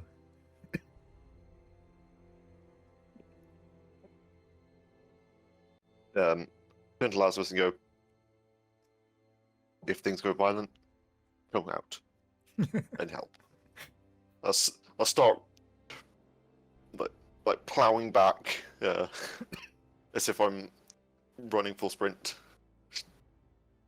towards it, and I imagine like wading through the river and then able to stand like still looking over the edge of the boat, kind of like it's sat in the or wherever it's pulled up, almost chest height, and just like, you whistle? Yeah, I think what needs squishing? I think what happens is Gutorm whistles, and there's this pause. Master Karos' head tilts a little bit. He's at this thin smile on his face. He's a few steps away from Gutorm, and you hear Kandu come barreling through the forest. Trees, it's hard to miss a thing his size barreling through the forest. And Master Karos' head flicks over that direction, and his smile just gets bigger. And he looks back at Gutorm, and he says, "Good, good. It's always better to burn two than waste it all on one." And Kondu comes barreling through the edge of the forest. Unio, the boy, is like hopping into his pants and just stands there like his pants is partway down as Kondu comes barreling through the forest at Gutorm's whistle, and his mouth is like opened because Kondu comes through the forest. Trees are breaking. He goes up to the edge of the ship. I'm imagining Unio just like, all right, I need to go again. I need to go again. Right. He doesn't really move. He just stays right there. Like he's caught halfway between the forest and the river, and his pants are halfway down as this huge sound comes out of the forest, and it probably startles him, and then he sees Kondu running through the forest and looks at the boat, and he stays absolutely where he is, doesn't move. His pants are still there, both hands on him, but he doesn't, just, frozen in space. Taya and the captain separate a little bit from the space around Gutorm and Master Karos as Kondu comes bounding through the forest and reaches the edge of the ship. Gutorm is near the edge with his hands on his dagger, and Master Karos has moved slightly into the middle of the ship. What do you do, Gutorm, as Kondu makes your side?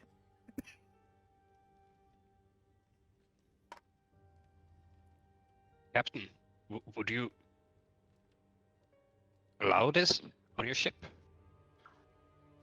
We're friendly here, but if needed, we will defend us. Yeah, you see Captain Joab's eyes flick to you and back to Master Karos. And then he looks past Master Karos to where Taya is, who already has 2 hand axes, one in each hand, and she's standing, obviously not flat-footed, slightly bent over. Both axes are easy at her side. Her eyes are calm, her face is calm, and he looks back at you and he says, "You are crew, Goblin. You have pulled us up this half of river, and you are my responsibility." And he looks over at Master Karos and he says, "Priest of Prios, step back. We will carry your gear and your spoils and your barrels and crates to your expedition. But these men are under my protection." And you see him like slightly turn and take maybe 2 or 3 steps back away from the priest. And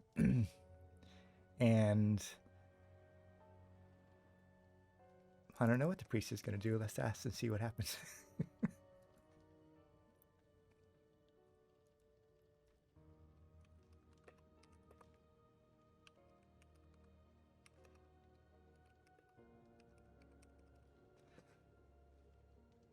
Kondi, what do you do as you reach the side?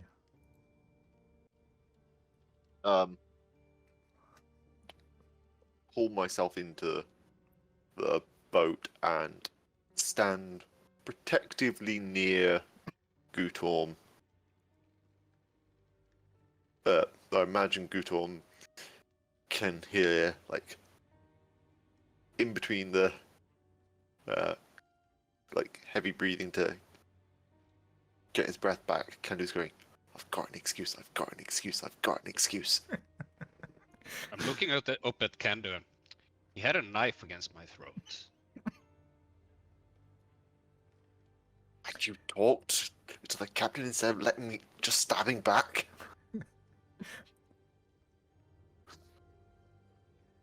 Master Caro sniffs, looks at the captain, shakes his head. "Captain Joab, you will carry my supplies to my expedition and to my camp. It is unlikely you will make any more money from the Church of Prios.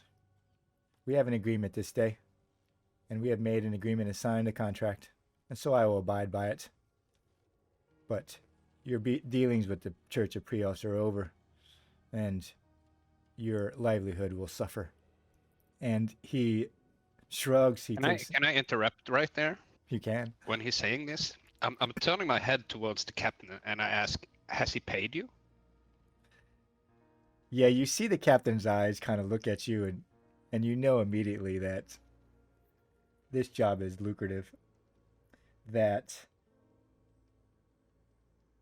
the captain, if he was a lesser man, could have easily fed you to the priest or to the waters of the Malgomar, or complied, because the amount of thaler he's earning to transport these supplies to whatever expedition this man of Prios is undertaken is a lot. You could just see it, like in his face and his eyes, that that this moment will cost him a lot, like livelihood wise, and the only thing that prevents him from fighting with the priest is some odd sense of honor that Gutorm may not necessarily have seen in any Ambrian besides Lazarus. What does Gutorm think or feel when he sees that in the captain's face? And then the captain turns away from you and keeps his eyes on Master Karos.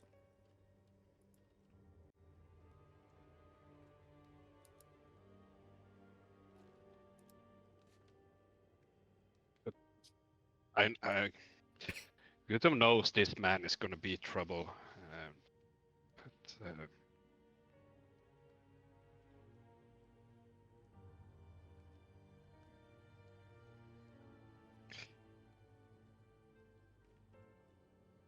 I'm truly sorry about this, Captain.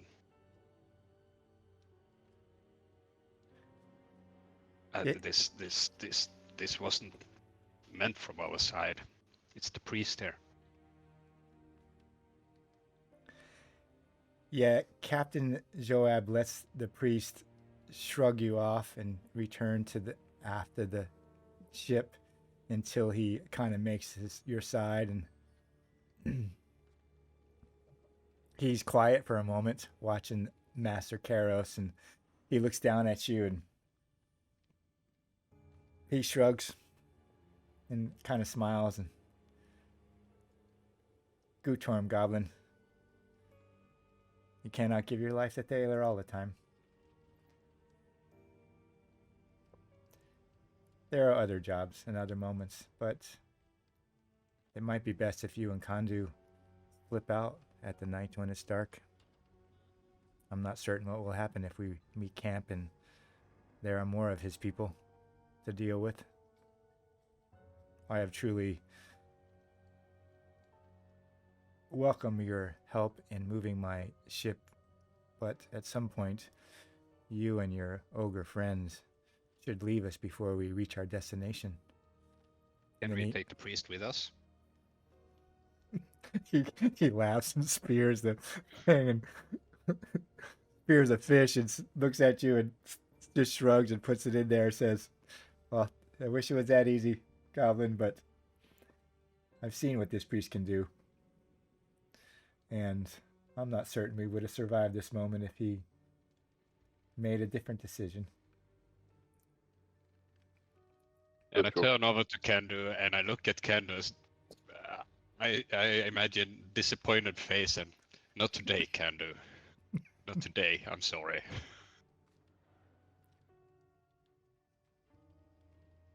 That was the easy route.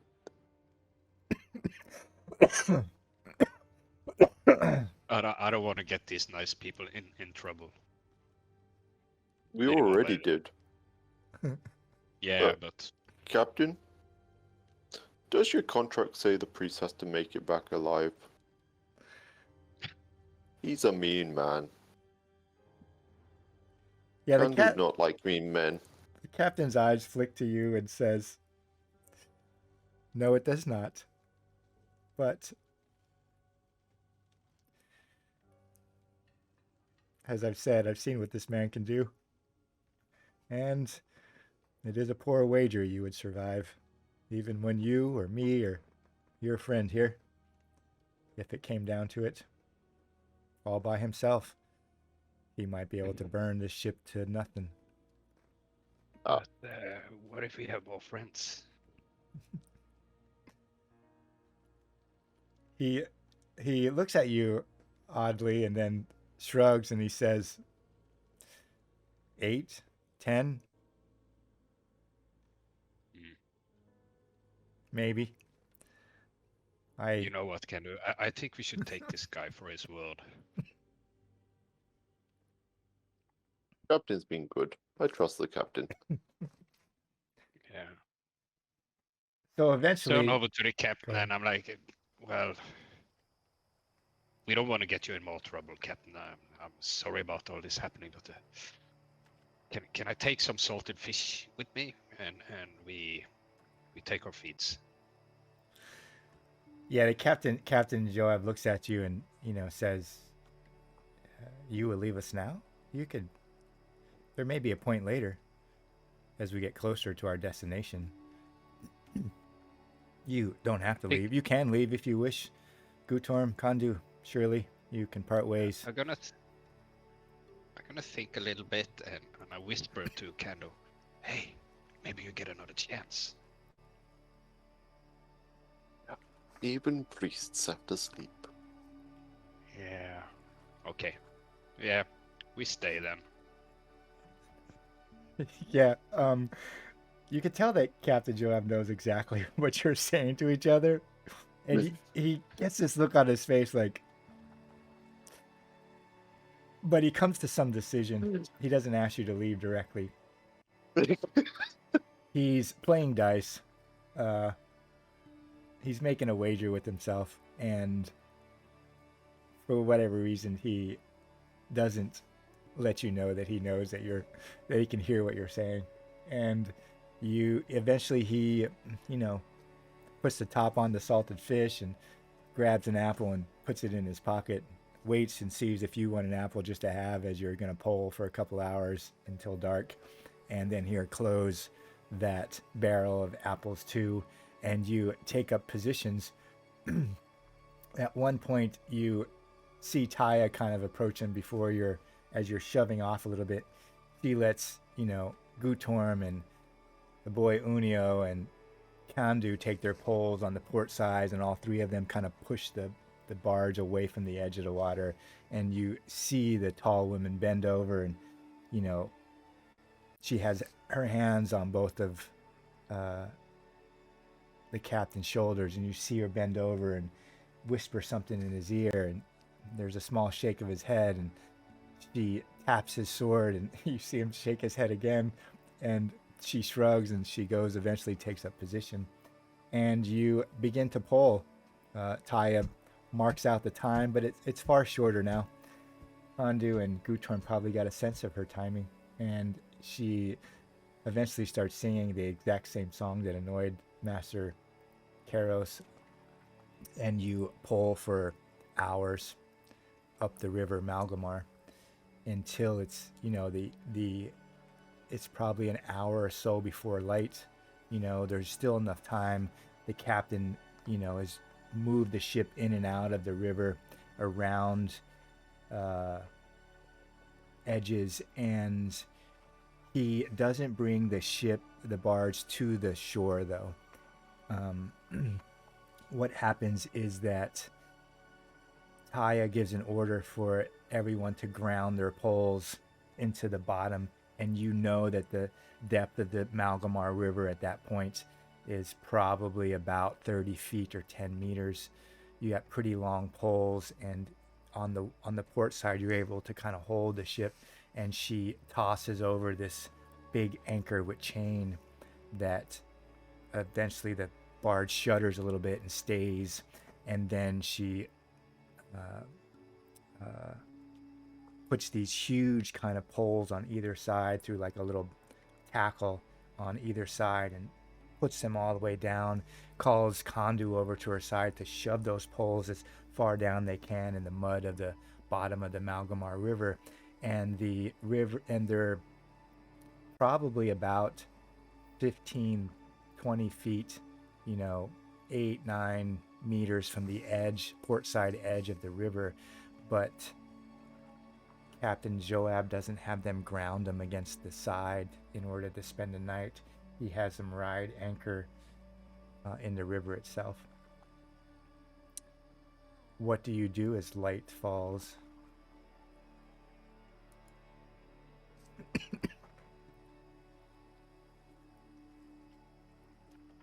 Andrew, if this is a priest,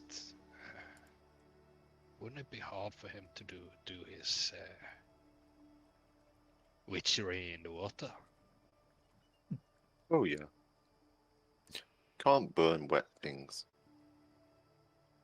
Yeah. It's easy to hit things in the water with a bow.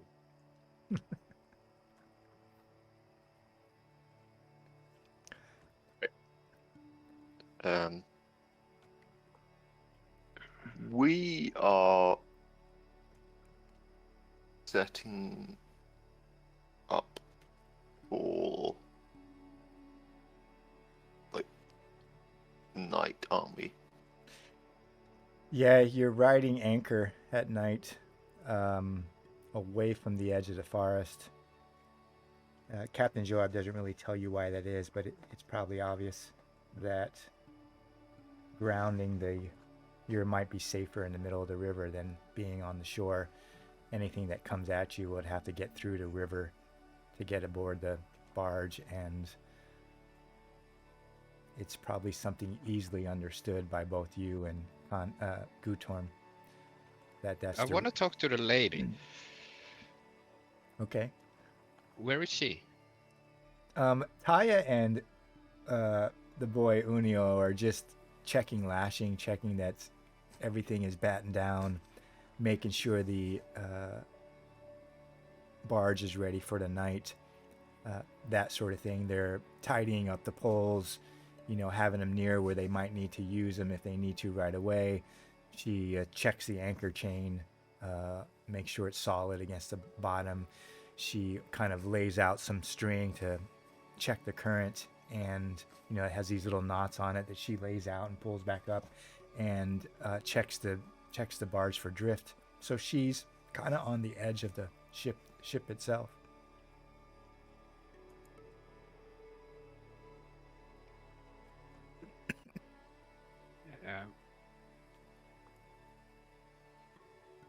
I tried to ask her discreetly. What do you think about this priest? Yeah, Gutorm, you talk to her, and she looks at you.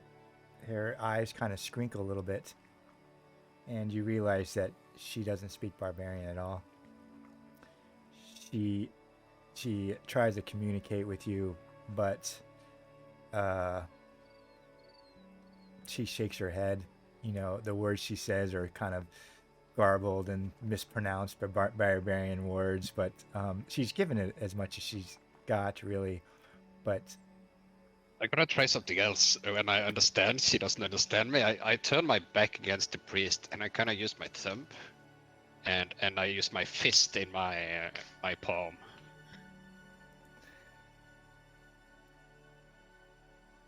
yeah, she looks past you. You can tell that she's looking past your shoulder, Gutorm. She's on her kind of crouched down on one knee, checking a knot, on the starboard side as you're standing next to her with your back towards the priest. And so she's probably a little bit taller than you, standing just on that one knee. And you can see her look past, and her face is kind of flat. She does have red, fairly deeply auburn red hair. She has a scar across one temple, and she's missing 2 teeth on the side. Then her eyes come back to you, and I don't know if Gutorm have ever seen a woman look at him like that, with how soft her look gets. And she reaches up and she puts a hand on you, and you see her shake her head, And then she takes her hand off your shoulder and she taps you on the chest and she makes a fist. And you get a sense that she's trying to tell you that that is an exceptionally dangerous plan. And she really doesn't want anything to happen to you. Oh well.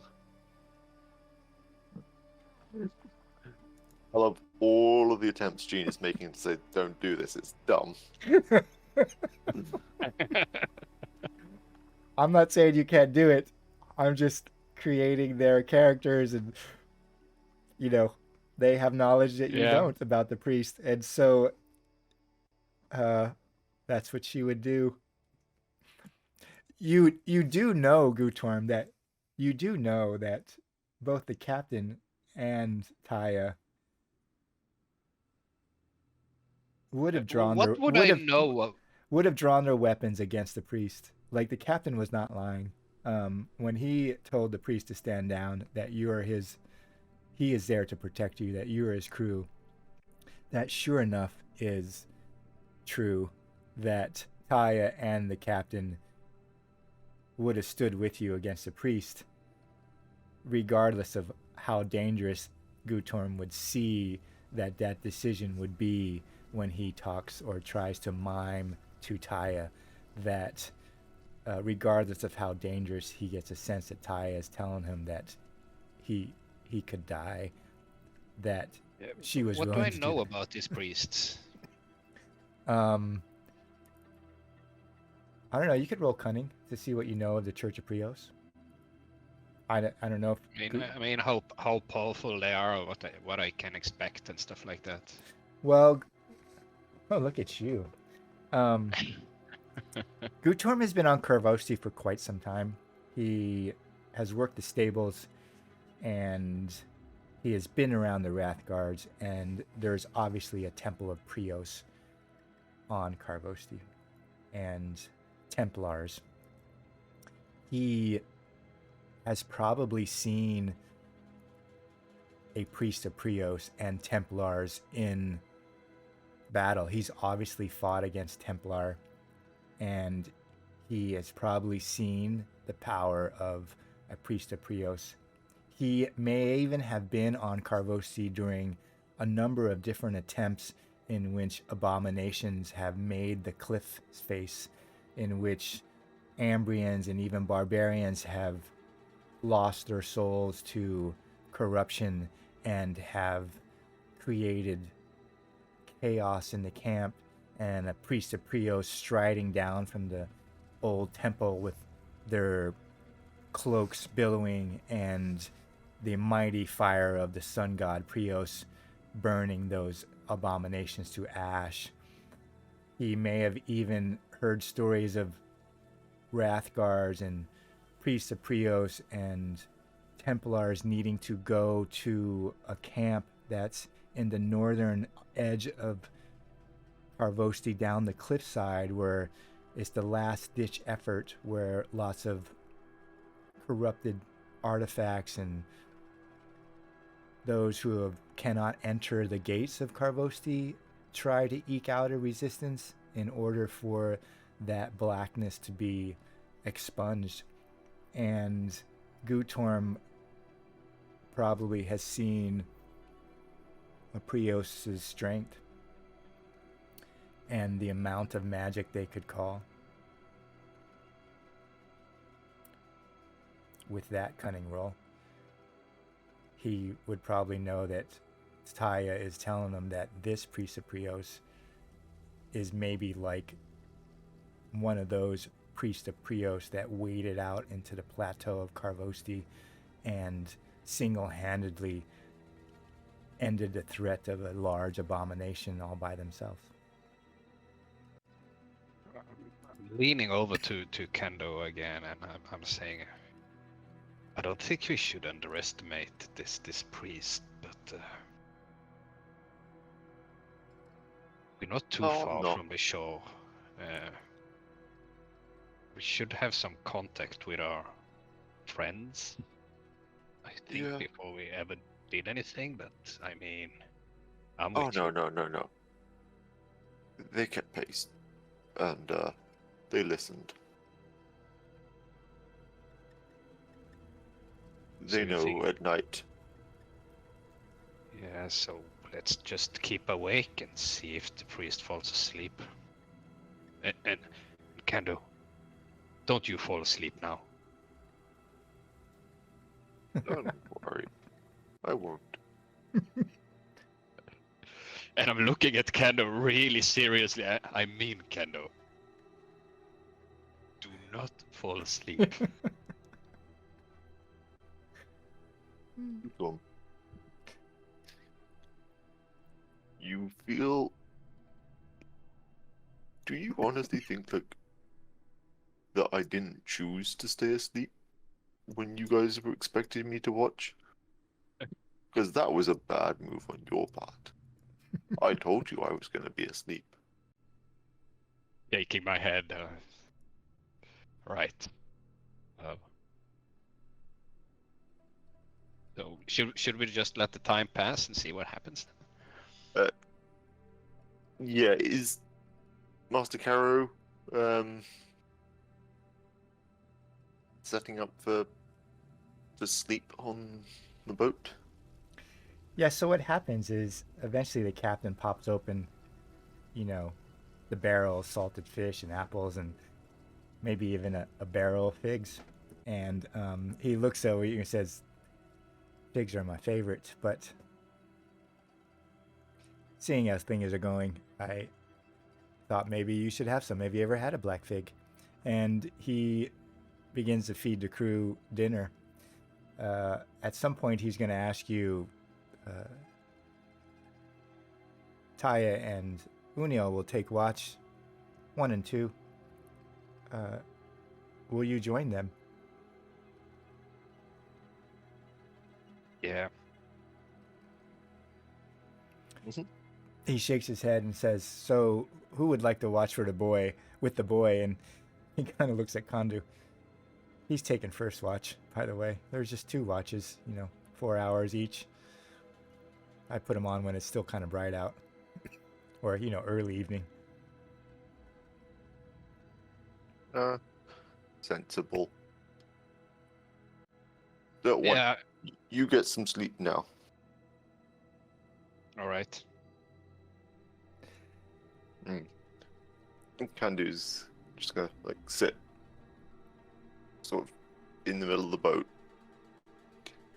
keeping watch.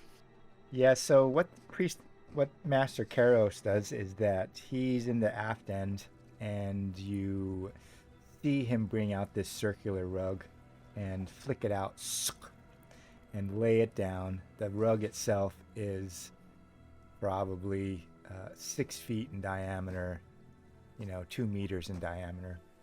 And he sits cross-legged and has his own supper away from the crew.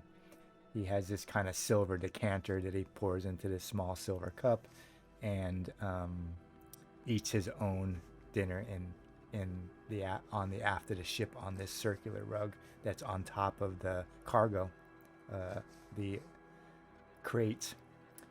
After he's done, he stows that away in one of the crates near him, opens it up and puts it in there in this kind of backpack and closes it down and stamps it closed.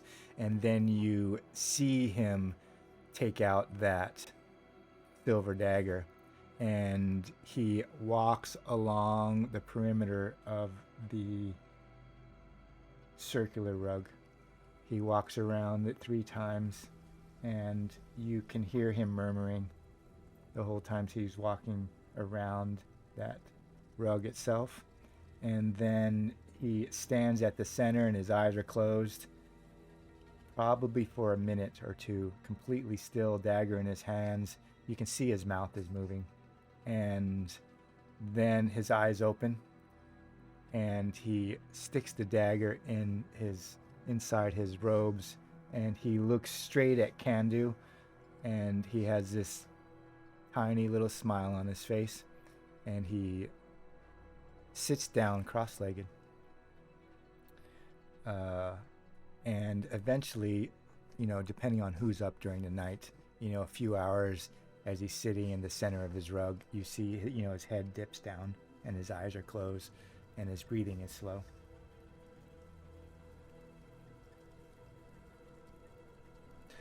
This is probably close to the end of Kondu's watch. Kondu's watch is on with Unio. Taya kind of curls up into a little ball as much as her tall frame can in the corner, and she has two of her axes sitting next to her. Master, the boat captain, Captain Joab, stays up a little bit smoking this pipe and looking out into the forest, and eventually you hear him tap, the pipe on the edge, and he gets a blanket and shoves himself up against, the edge of the open square against a crate and immediately starts snoring. His snore just kind of reverberates across the boards. Kandu might even feel it in his feet. It's an impressive snore, Kandu. Maybe even better than yours. Mm-hmm. Unio is sitting next to you and looks up at you and says, "Is the forest as dangerous as they say?" Only the things that live there. Have you ever seen a black thing? An abomination. Just look down and go.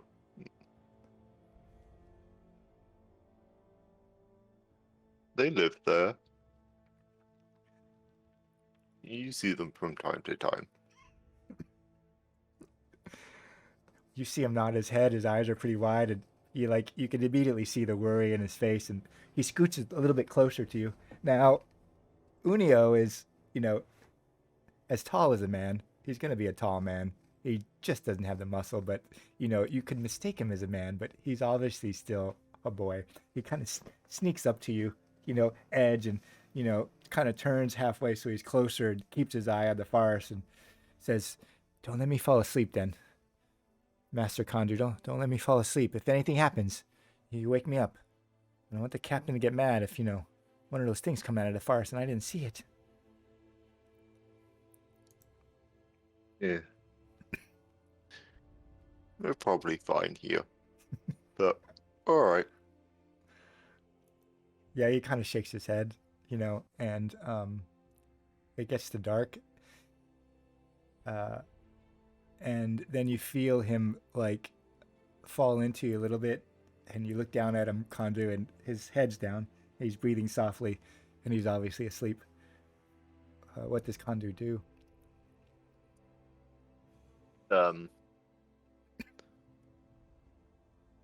I'll nudge Guton with my foot. Okay. Gutorm. What? I nod towards the priest. Did I see the priest doing this ritual Oh, most before definitely. I fell asleep? Yeah. Yeah. This was at the end of dinner, Yeah. Right. He prepared whatever that ritual was before he even went to sleep in full view of everyone.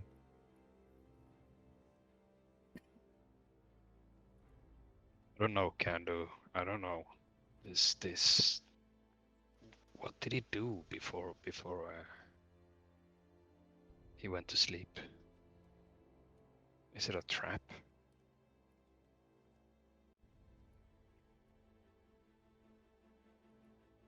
Only one way to know.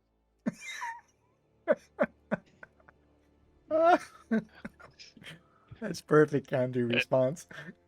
Guto just rolls his eyes oh well, I guess there's no way around this. Is there, Kandu?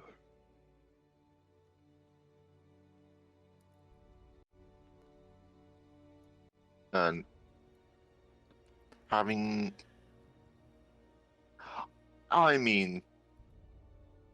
the guy looks to be asleep.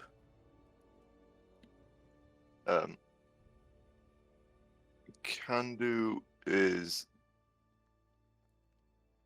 going get ready to charge at the priest.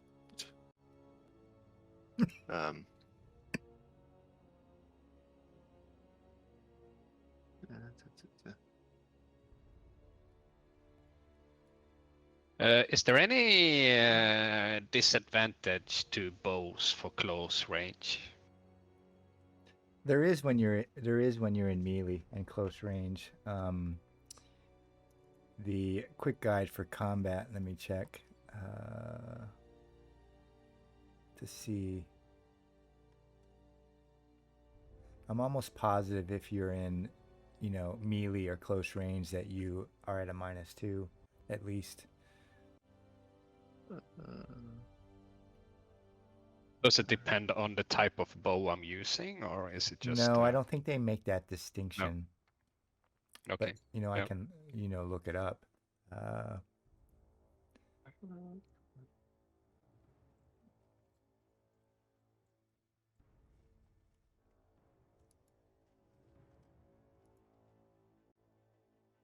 Yeah, it's not on the quick guide. Let me see.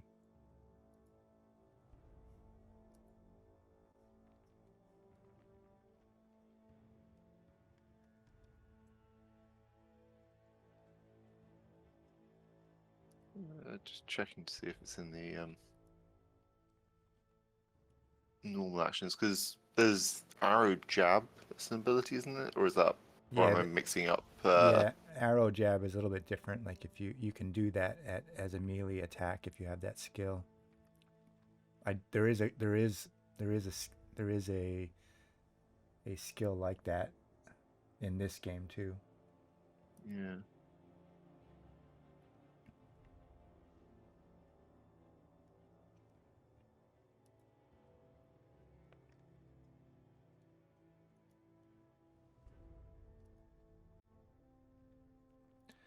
Actions in combat.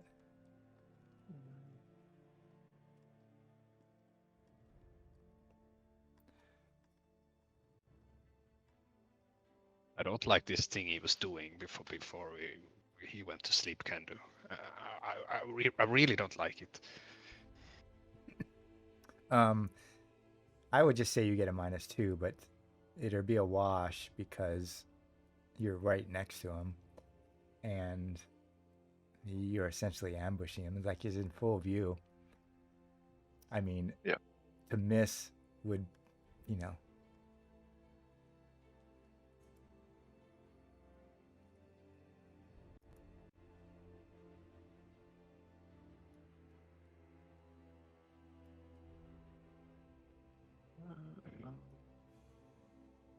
Would you attack him?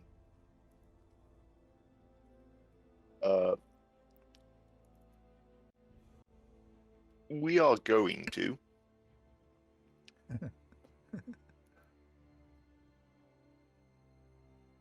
What if I shoot an arrow and then you attack, just charge in after I shooting, and I do my whistle, and I mean we the problem is we're far from the shore. Not that far. I mean 9-10 meters. You said that's not that far, but it's still will take them a while to get into our support. Yeah.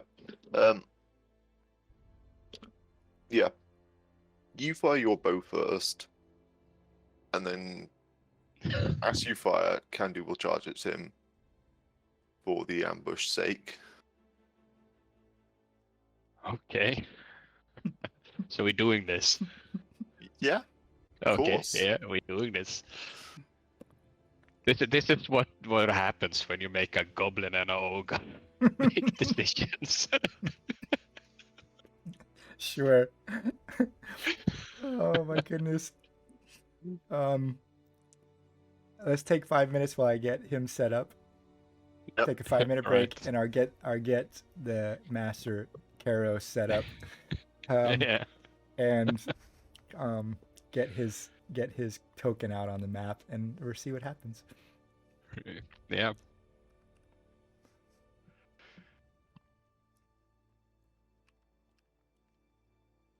don't think there was ever any question about us killing this man. Or trying to.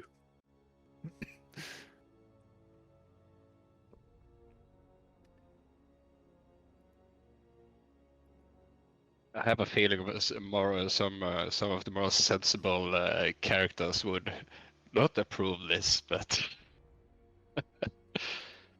They're not here. Yep.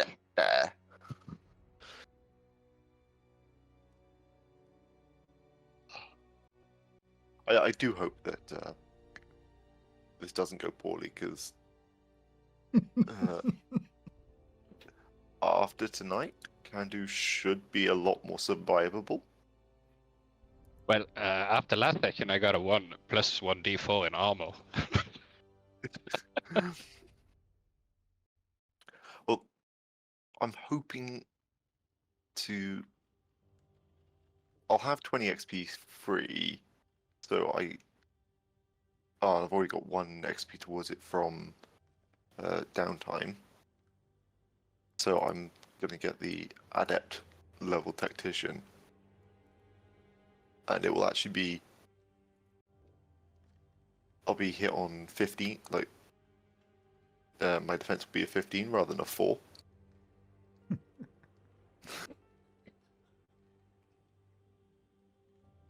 Because I won't have to defend myself using quick.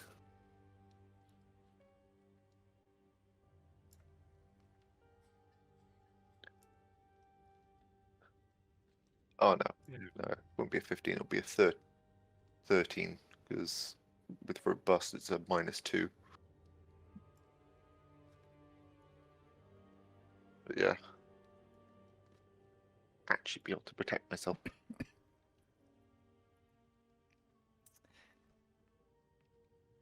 All right, so you ready? Yeah. Yep. Now let me do one thing first. I gotta change the token name.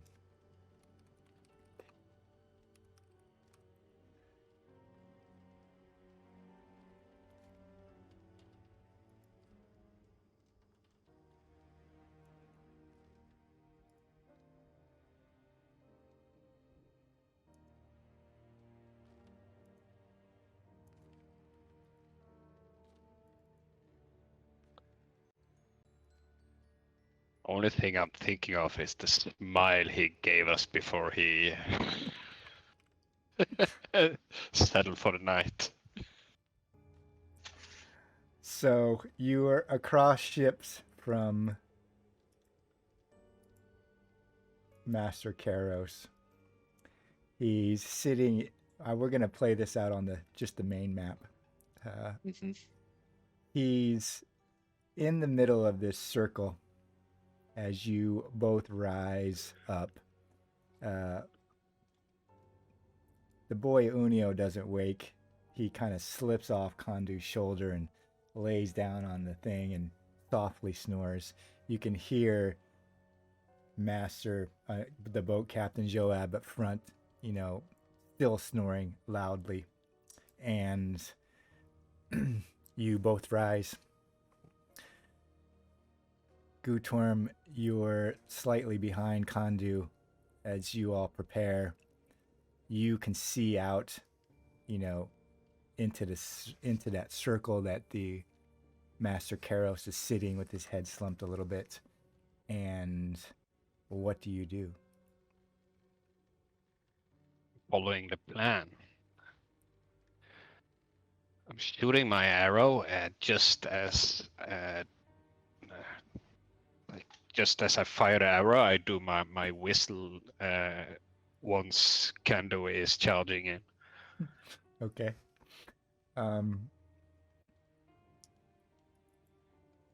Roll a discreet. This is just to see how the rest of the crew, whether the rest of the crew hears you first before they hear Kandu go lumbering across, and how soon they may respond. So the question is, Gutorm, and you get to choose. Do you want them to hear you, or are you trying to be as silent as possible to give Kondu an edge. I'm trying to be as silent as possible. Okay. And so you're going to fire an arrow just as Kondu is going to leap into action. Yeah, and then do my whistle as he is leaping into action. All right. You can target the priest. Where's the priest's token? You can see him right here. Do you see him? Do you see the token on the map? No, I You do not. Can you see anyone's token on the map? Yeah, I can see. I'm here. Guton's here. Oh, really? Gutorm, you can see the token? Yeah, I can see the token. Ooh. He's not. That's weird. Let me make him, and then you might need to refresh. Let me make him visible again. Can you see Oh, him? he's just faded in. Okay. For some reason, it was, out of kilter. All right, Gutorm, you can fire your arrow, and we'll see what happens. With some minus or just a plain roll? No, I would just do a plain roll because you're close, but the ambush itself takes care of the. Okay.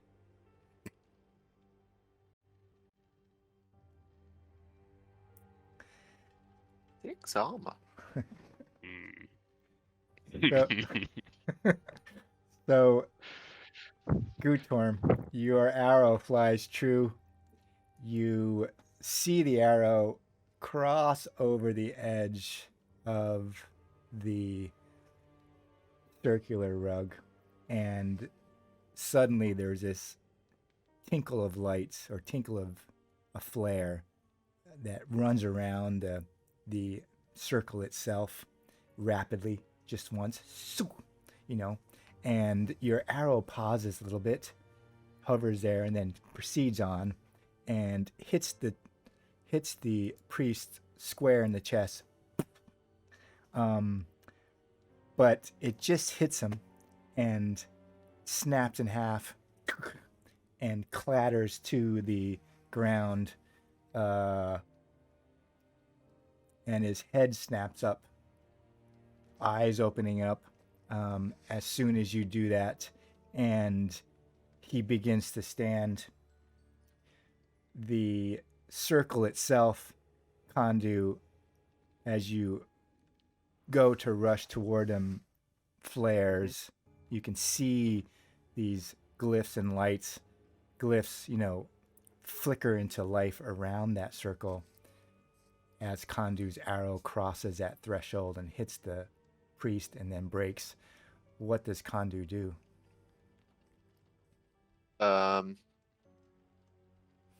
Kondu is going to do a stupid.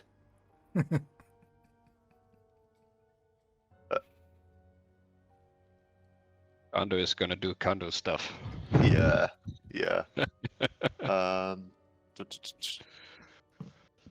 Okay. Odds or evens? Are you asking me?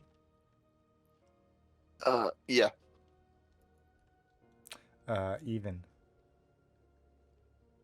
Okay. Something I should have clarified before asking that question. The boat that we're on. Yes. At present, let's go with that one. Master Karen is at the back of it, right? So it's like. Right, he's at the aft end, or White was a really bad color to pick. Yeah, right. There you go. That's good. The boat is probably a little bit bigger, but what I'll do is here I'll draw one. That's fine. You're muted, Gene. Oh. The boat's probably a little bit bigger. I will draw one, I guess. Let's see.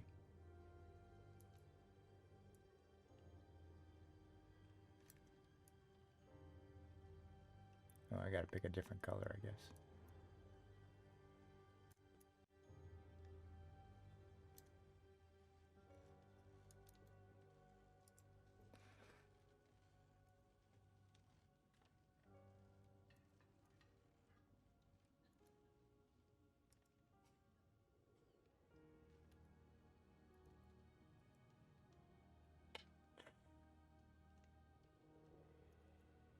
There we go. Okay. There you go. So you're kind of in the front of the barge, and he's in the aft end, and the captain is probably here. Taya is here, and obviously the boy is closer to Gutorm. Charge in and push him. All right. Using the pushback thing. So as you cross the threshold, he's already kind of stood, and the glyphs flare, and the circle is enveloped in fire, and he has to do a resolute versus quick test against you, depending on how much damage you take as you run through that fire. Would Kandu continue running regardless of the fire springing into? Yep. Okay.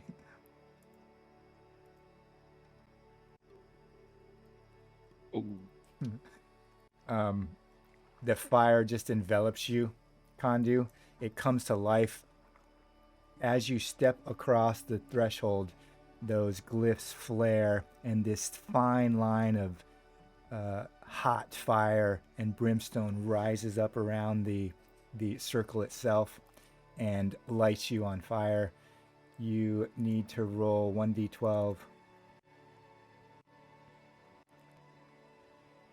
Kandu! You take 6 points of damage, and you're on fire.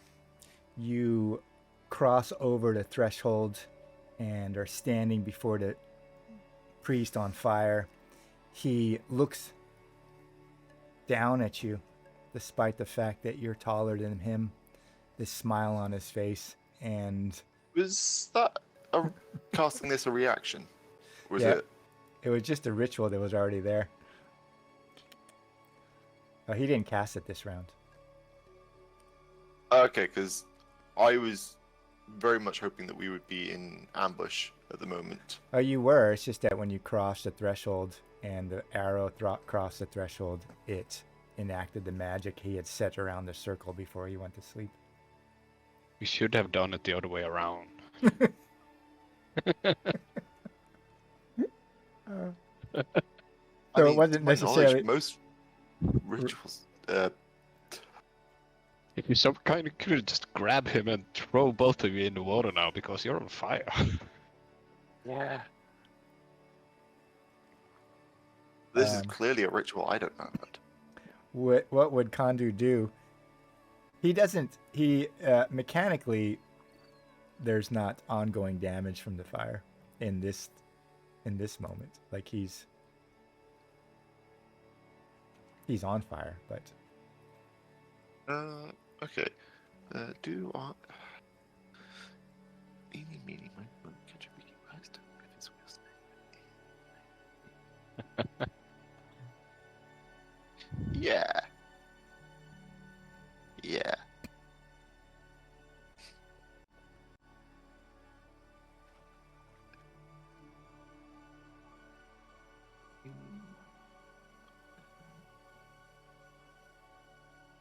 Actually, there's no real advantage to it because it doesn't stop him doing anything. But, am I correct in thinking that there's no grappling rules in this system? yeah, there is kind of, but it's Garrett. You have to have that skill where you kind of grapple him. There's not straight grapple rules that I know. I can look at the Yeah. advanced rules where it's strength versus strength, but you don't. Being grappled doesn't actually stop you doing anything, Yeah, I don't think so. as far as I could tell. Yeah, I'm looking up the players' rules. Make a combat. No, wrong one.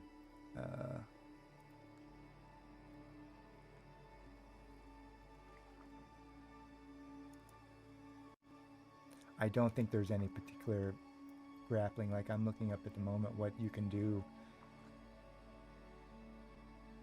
at the same time.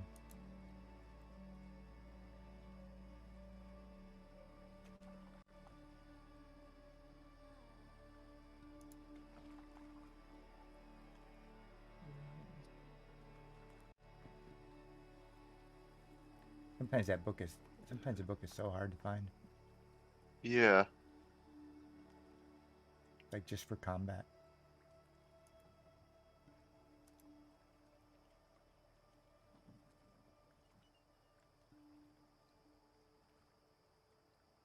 I'm just thinking of Joe Coco's song now. With a Um, little help from my friends.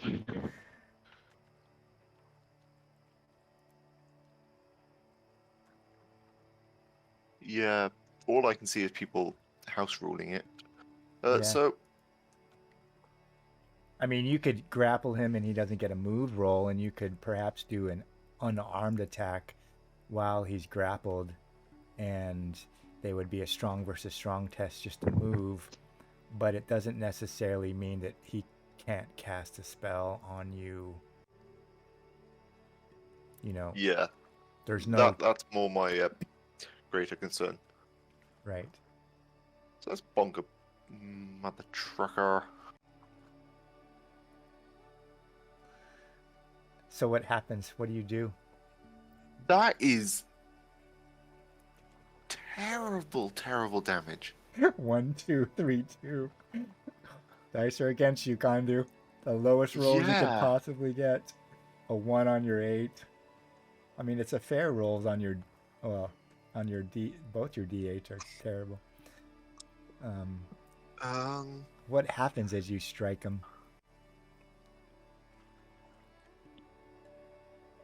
What happens as I strike him is I contemplate spending another point of XP if I'm able to reroll damage with that. I'm not 100% sure. If I am able to reroll damage by spending a point of XP, I would like to try that. But I'm going to look for a rule that says I can before I actually say that. Yeah, I've never seen. I've seen them roll like your D20 roll to hit, but I've never seen them reroll damage. Yeah. Most of the XP use is to a failed skill roll or a failed attack roll, but not a poor damage roll. You're kind of stuck with it. You could re-roll the whole attack, I guess, but it's usually you only use XP when you fail. You didn't fail, you just didn't do well. Which, in some cases, is much the same. Right.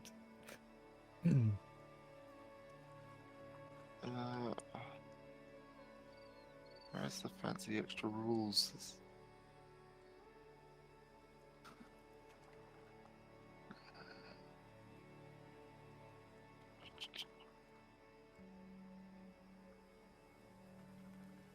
There's the maneuvers.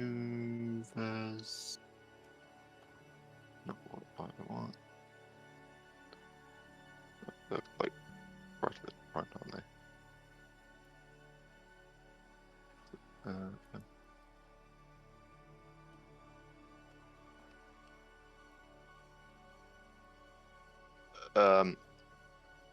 What is happening so far is he is just eating the end of a flail with his mask. Okay. Like, he's being a bit too smug and a bit too much of an asshole. Yeah, you crack him through the jaw, just snapped his head back a little bit, and he looks back at you, and you just see, the blood kind of spit out, and he smiles, and you Ooh. Oh. This is I see where it is.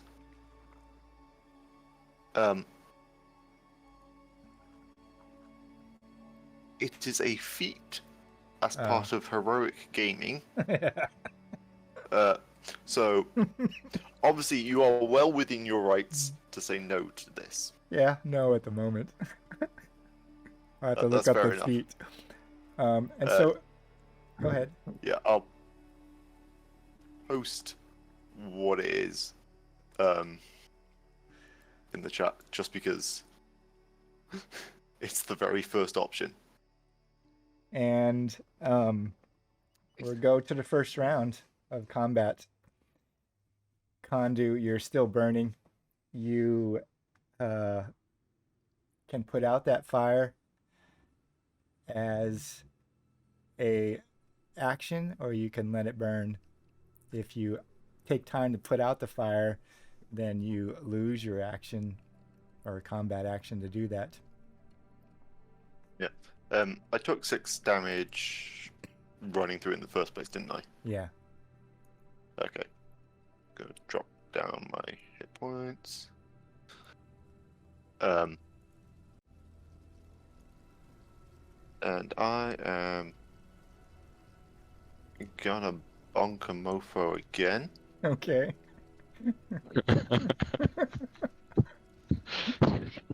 A burning ogre just standing there. Burning ogre. Smelling his skin burn. So does he take fire damage as well now? No, it's just that Kondu foregoes putting out the fire. Yeah. And if this is absolutely awful, I'm gonna beg for a clean hit feat. That's atrocious. Gene, oh masterful GM, we have your grand blessing upon us. Please may I spend 1 XP to conduct the clean hit feat. Yeah, what we're doing is we're Ask Fate. Does the GM relent? We're make it even, you know? Actually, we even make it likely. And we're Ask Fate, does the GM relent? Yes, if he does, you can do so. No, you're stuck with the roll. You ready? Okay. That's question marks on my end. There you go. It's in time. Okay. Master Karen takes 8, 12, 16 points of damage. Now, Minus 6 for the armor, so 10 points of damage. Okay. And that cost me 1 XP to roll maximum damage. Oh, that's what it was. I thought you had to roll over. Kondu. No, it's 1 XP or 1 permanent corruption to activate a feat. Yeah, as you There's a list of ones. you lean into this master of the order and give it everything you got, and you hit him with this strong and powerful blow that Kondu can manage. What does Kondu think as the master's legs buckle? And then he looks up at Kondu and stands.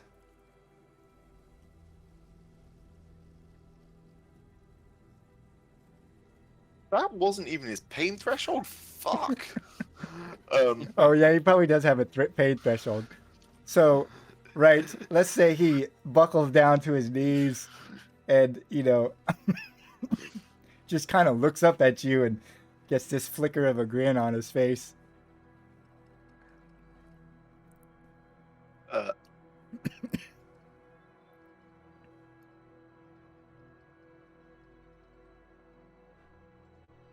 I'm typing out what Kandu would say.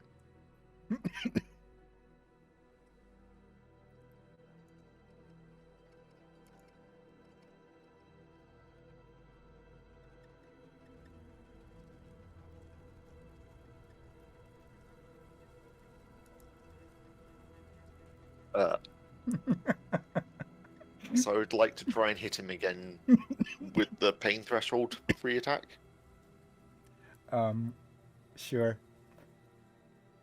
Obviously, not prone, so no advantage. And I've used my robust.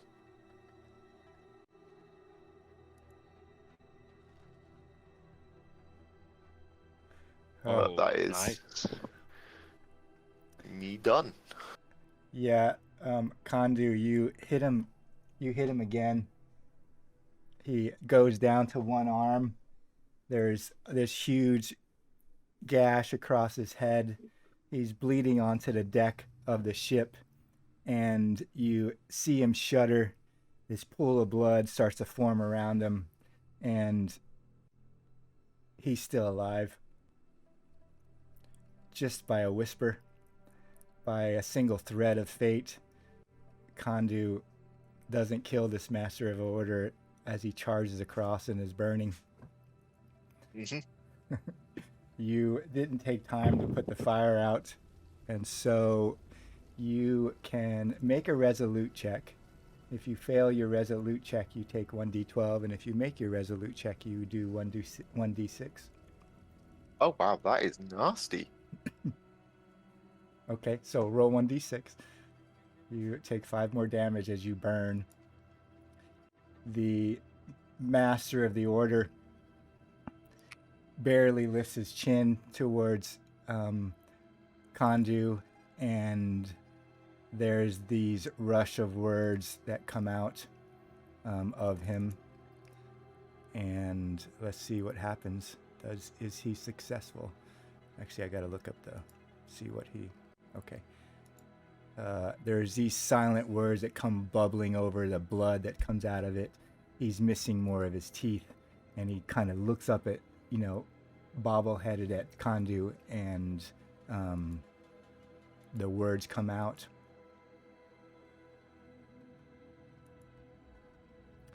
Kandu, you're looking down at the master of the order. Mm-hmm. And he no longer exists for you. You no longer see him. He is invisible to your perception.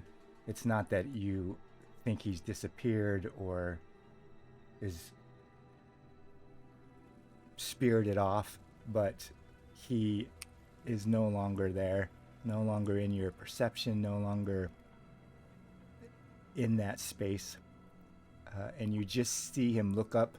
His eyes are kind of moving, concussed. He's near this thread of death, and you see them look at you, and his lips quiver again, as if he has a moment. He has survived this moment, and he's going to survive the next one, and the next one, and the one after that. Gutorm, you're watching this from behind Kandu midships, and you see the master stand up. Actually, I could roll. Actually, I do have to see if he can even stand up this room. Let me see if he makes it. Yep, he's allowed to stand up. So he stands up, and you see him pull up to his full height and look right at Kandu, and that's what you see. Kandu standing beside him, burning. The master standing up after he's been dropped to his knees. He's bleeding all over. He's got this huge rent in his head, and there's a ring of fire around them. You can just barely see through this kind of miasma of brimstone and fire that encircles him and Kandu. What does Gutorm do? Can I see anyone on the shoreline? Let's see if they're coming. They're probably watching. I'm assuming they saw.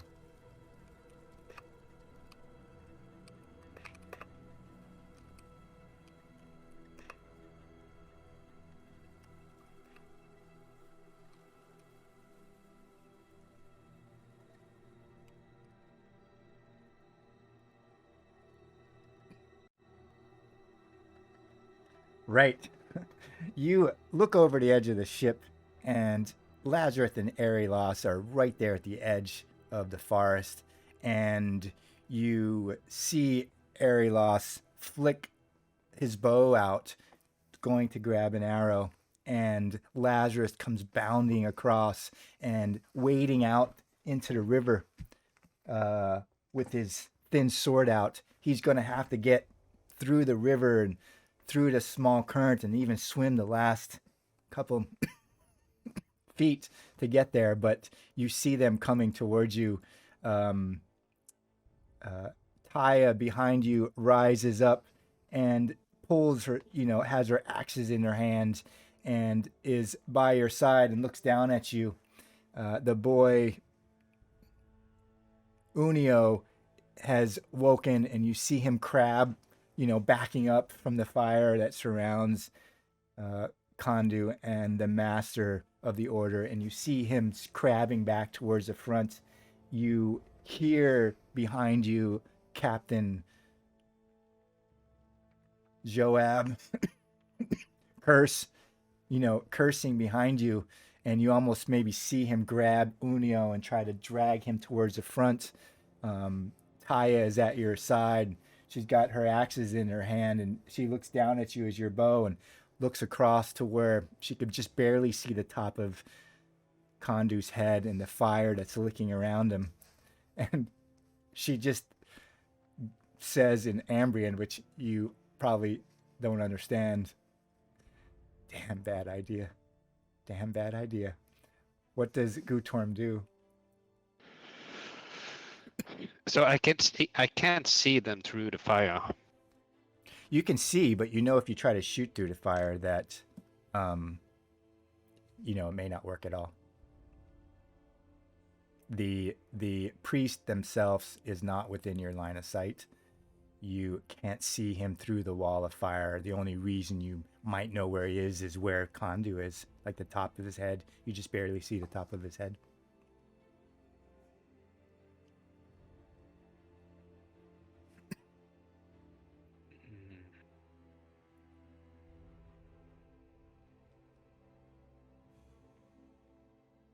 Well, I guess a bucket of water doesn't help much.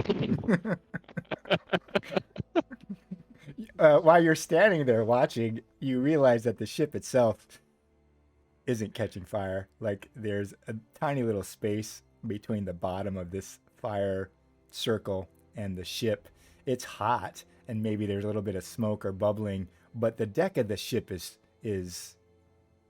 somewhat waterproof, somewhat fireproof. Could I manage to take one of the poles and maybe sweep him off his feet?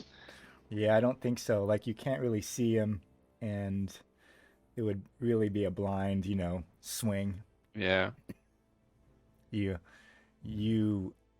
might be able to see him through the flickering frames. He didn't disappear for you, but, trying to really, if you got close, if Gutorm picked up or even he moved close to it, he would realize that there's substance to this firewall. There's, burning coals and brimstone that are circling with the fire itself. It's, kind of like it moves a little bit, not like a fast vortex, but there's movement in there, and he just barely gets a sight through it. So it would be a very difficult thing for him to do. Not that he couldn't try it, but it would be difficult. What about pushing some of the barrels of cargo in there? Like to create a way for him through the fire without taking damage? Yeah, something like that, maybe. Yeah. I mean, he could also grab a barrel and get on top of it and jump over it. But that would, moving the barrel there would take his, full turn, But he could manage to get a barrel close to the edge of that circle and get on top of the barrel next turn and jump over it. He might be able to stand on the barrel and, see the priestess to try to get off a shot, but, he'd be very close, and that would be hard. It wouldn't be terrible, but.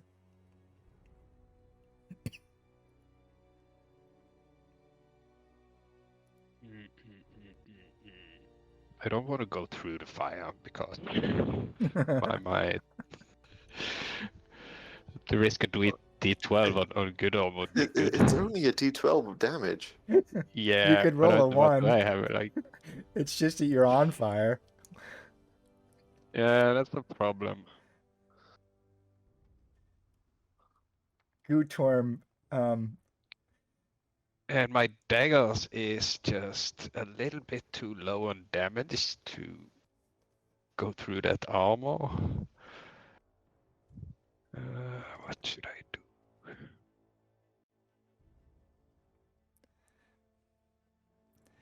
Taya looks down at you, Gutorm, and takes one step away towards the fire and looks back at you.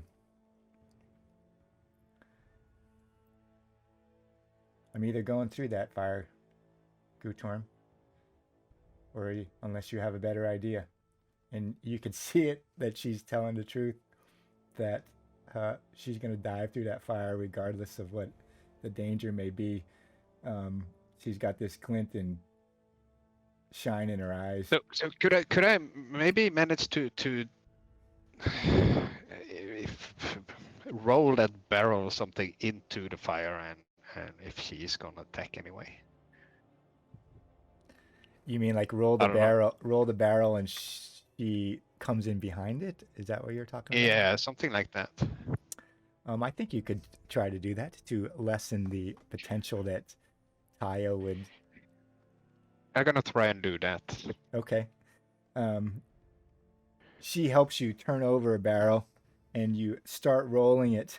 You know, she gives you a little bit of help to roll it towards the fire, and then she looks at you, and has this crazy wicked smile on, and she lets go of the barrel and rolls behind you, and yells at you as you're rolling this barrel towards the fire, and says, "Make sure you jump clear, Goblin. Make sure you jump clear, no matter what." And you are going to try to roll that barrel through the fire, and she's going to try to come through it. And so at the same time, I think, I think quick would be a better test for you. It's not necessarily a cunning, but you're trying to guide that barrel into the right place and the right motion. I think it's quick. It's probably accurate, actually. I'd probably have you roll an accurate test to see if you succeed and Taya is in the right place. Okay. Oh, damn.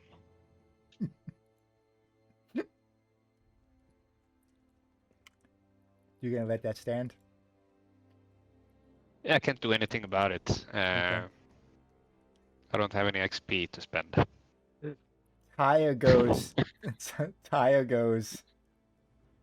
in after you. She's behind you, and you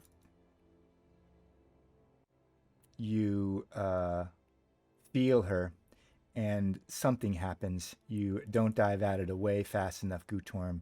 You don't clear the fire edge as you roll the barrel, and Taya has to adjust because she knows if she catches you with her legs and her body, she's going to pull you into that fire, and your movements aren't accurate enough. You don't get the barrel, you don't dive free enough of it, and you see her adjust. You see her make a little noise in her throat as you can't necessarily clear yourself fast enough, and she goes off the side of the barrel and into the through the wall, and you see her catch on fire as she goes through. I'm gonna roll a quick test for her to see how much damage she takes through and what you roll for her. 9. And so moving over Gutorm, trying not to pull him in the fire or clipping him with her knees, trying not to drag with just the force of her speed and body, Gutorm the goblin, who's much smaller, into the fire with her. She adjusts so much that she has to dive essentially to one side of the barrel. And Gutorm sees her catch fire immediately. And you need to roll 1d12 to see how much damage she takes. Poor woman. I started to like this lady, but 8. Okay. Oops. Yeah, you hear her. You see her hair catch on fire. You see her go through these flames, immediately light up. She probably lays out a scream. Gutorm, this high-pitched kind of keening scream, and stumbles a bit to her knees, and then drags herself up and recovers her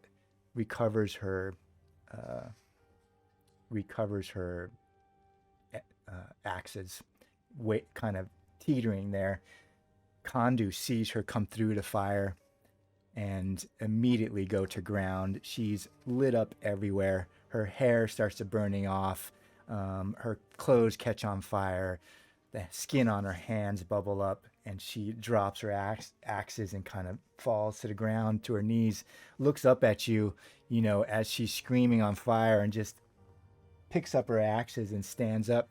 Kondu, you're standing there, and the only thing you see is Taya come through the fire, and you see nothing else. What does Kondu do?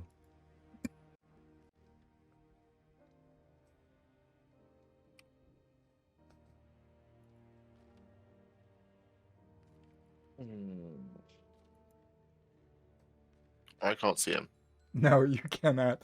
And you're still on fire. You don't put out the fire. You continue to burn. You could take your full round action and, drop roll and put out the fire. If you don't, Kondu knows that he's continuing to burn. He looks around and he does not see. He has no knowledge or consciousness of where the master of the order is.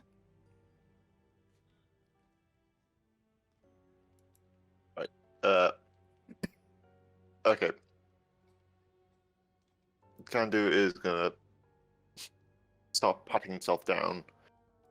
Then as he is, he's gonna pull out the shit is hiding itself from me. I cannot hit it.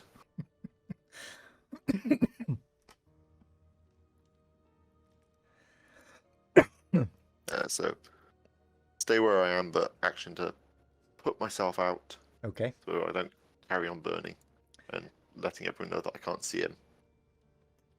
Kondu is there, and Taya staggers to a stand, kind of wavering on her feet, and he hears him, the master of the order, but his voice is all around him. He doesn't know what direction it's coming from, and it's just like he has no perception of space, no perception of the space that the master of the order occupies. And so his voice, as he's casting this spell, just echoes kind of all over him. And you hear him continue to speak all around you, but you have no idea where he is. And I just got to check one thing, actually. See how that works.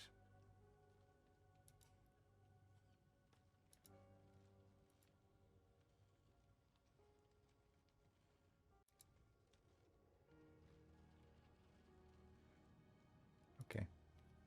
Actually, Taya gets to move first. Sorry, I forgot Taya was there. Let's see what Taya does.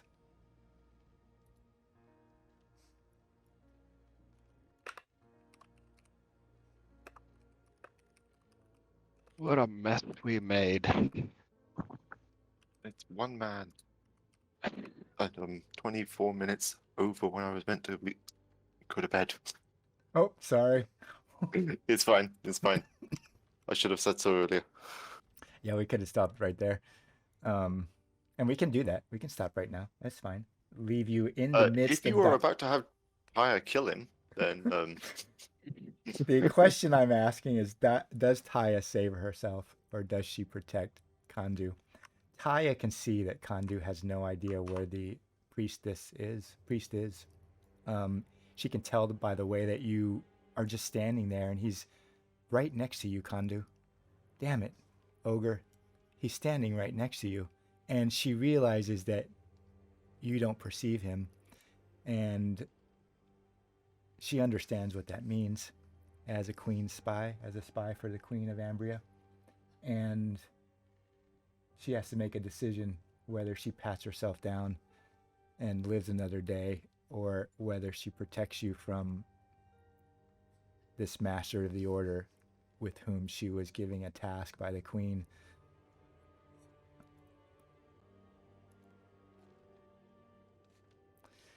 Yes, so Kandu, you turn and look, and she starts putting herself out, putting the fire out, smoothing her head, coming out of her hair with these big clumps of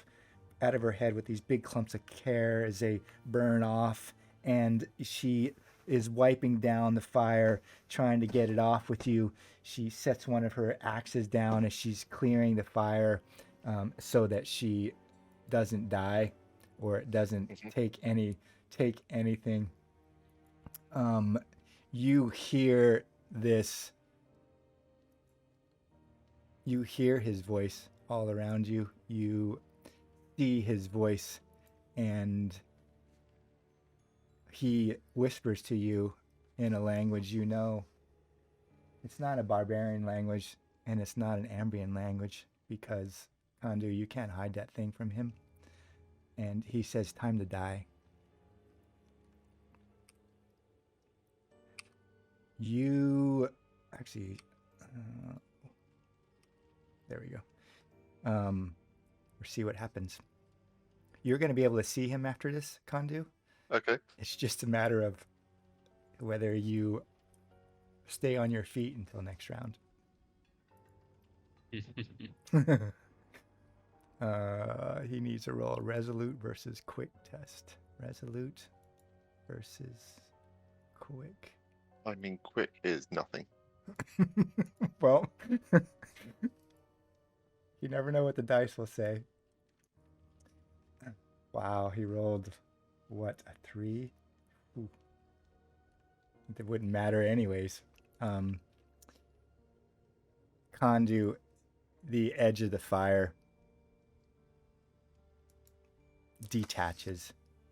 A portion of that fire detaches from the circle around you, and the master of the order suddenly fades into view as the arm of that fire reaches out from the circle and completely closes in around you.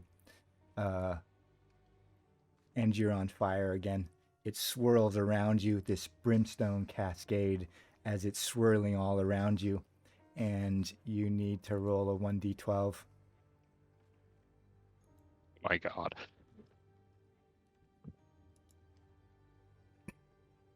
Oh, look at you.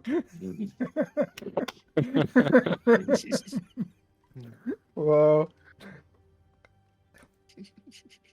Why is that, Kandu? The fire lights you up again. It detaches from the inner wall that's circling you. The master of the order materializes in front of you, and Kandu is on fire again.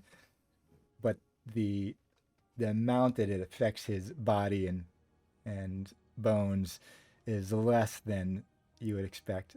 Why?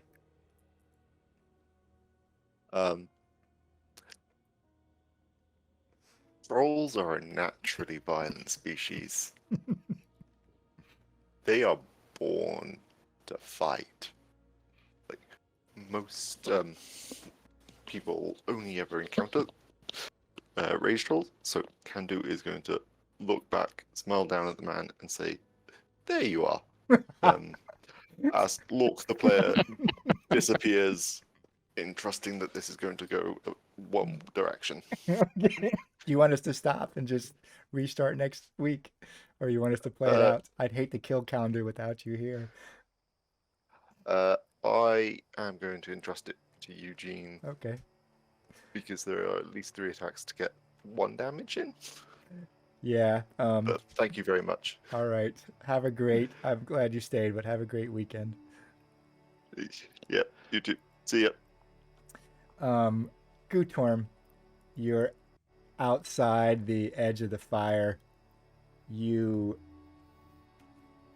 see Taya go through, hear her scream, realize that she had to adjust for you. You didn't clear yourself from the barrel. Something happened, and she made a movement to protect you, and you kind of see her go through that fire. The wall of the fire is still there. The barrel is part in, part out of the fire. You still realize that, you can't shoot through it. You can see the priest and Kandu. You may even hear Kandu's voice come across the flames. The Captain Joab reaches down and maybe pulls you up to your feet, and he looks at you, and you're not that much shorter than him. He's just this big, round man of a thing, and he has his short sword in his hand, and he's looking through the fire as he pulls you up. What does Gutorm do?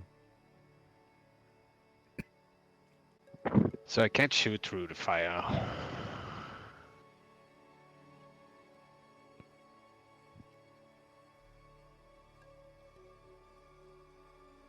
Could I manage to take his short sword and try and stab that through the fire and hit the priest without going through the fire myself? Yeah, no, it's just too far, Yeah, that's what I suspected. He looks down at you, and he's a savvy sailor, and he's just pulled you up, and he says, Gutorm,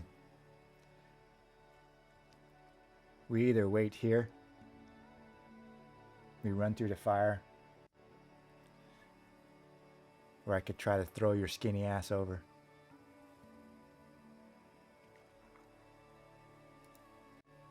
I'm looking at him with interest. Pull out my 2 daggers. Let's do the throw.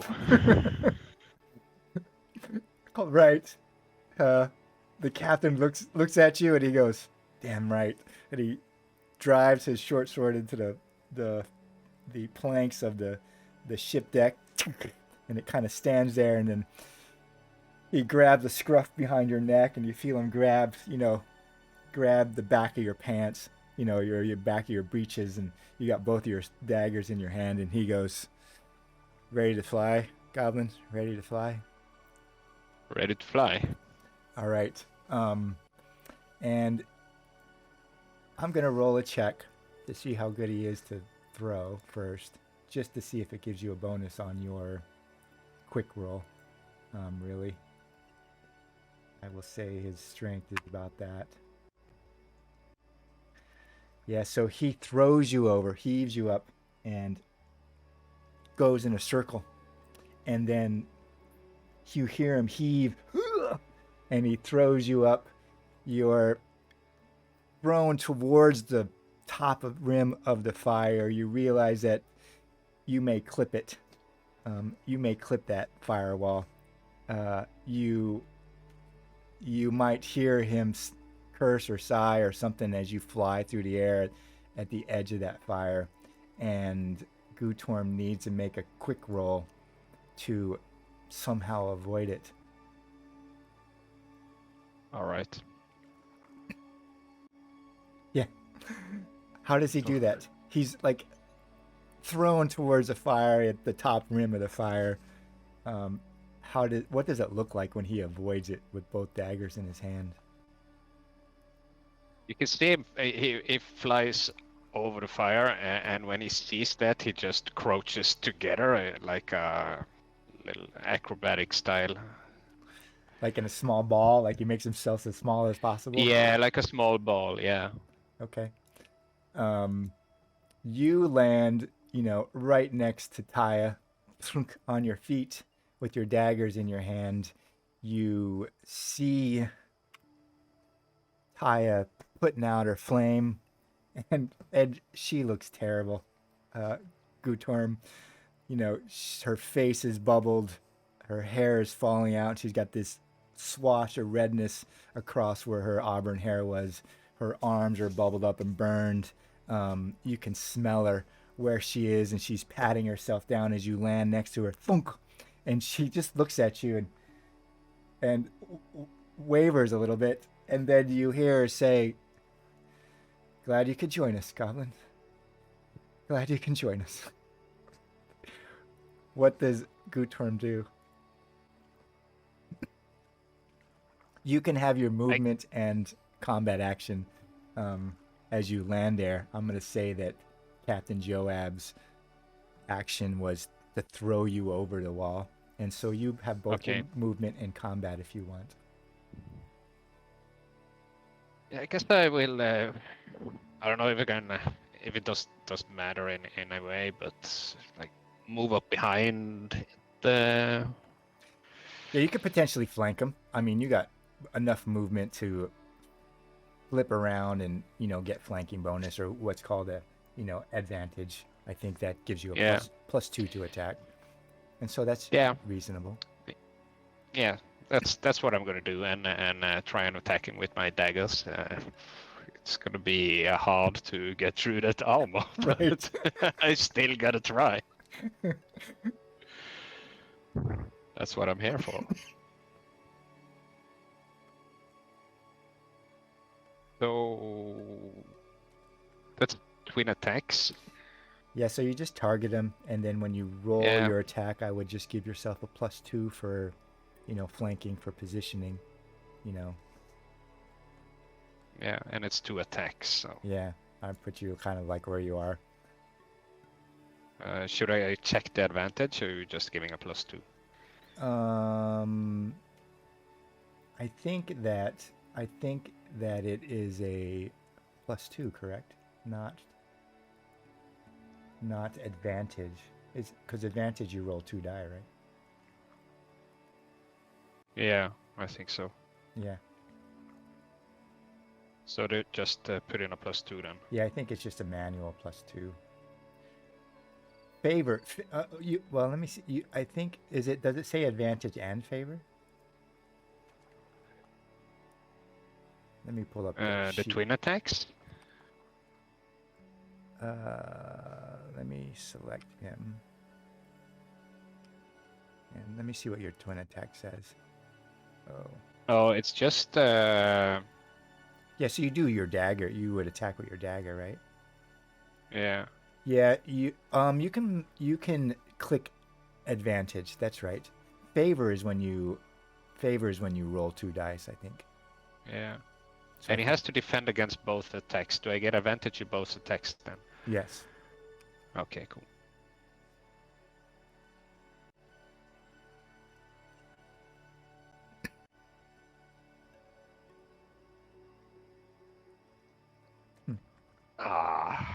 And the second one. Almost.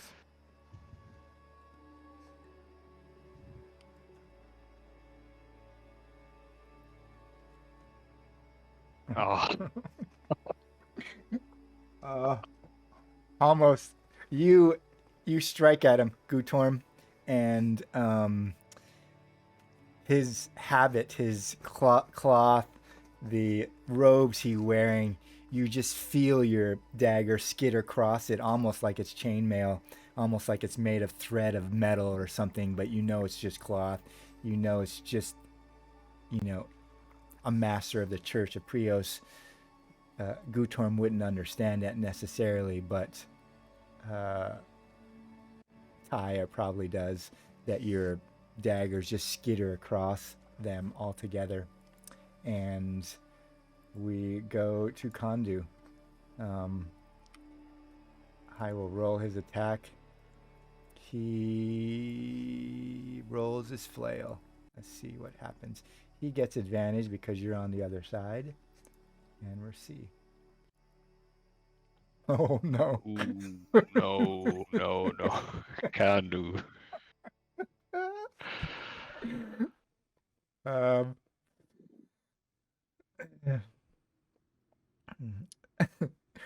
Um, yeah, Kandu misses. I'm almost positive Lork would spend an XP to have him reroll. You think so? I think he would. He has done that a lot so far. He has available hit points. He has available ones, and so he's gonna spend a reroll point, I think, because that's what he would do, and I'll reroll it and see if he makes it. That was a terrible roll, even with the advantage, like 18. Okay, so here, spend an XP to reroll it because I'm almost positive Lork would do that.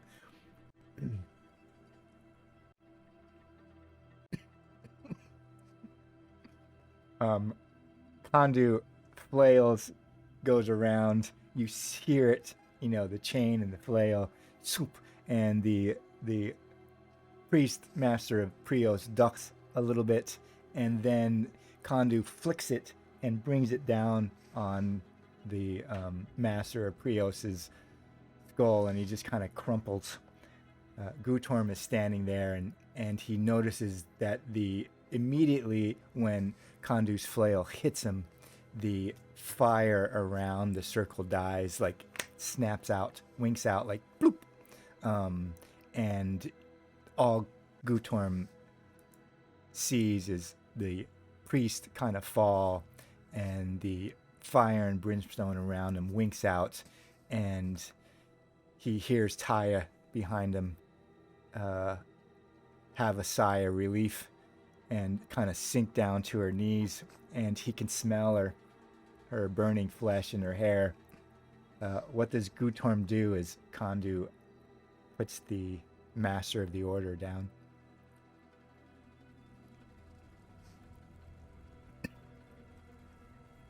First of all, I am good job, Kandu, and I feel a little bad for the woman. I'm gonna thank her for stepping in, but that was too much, and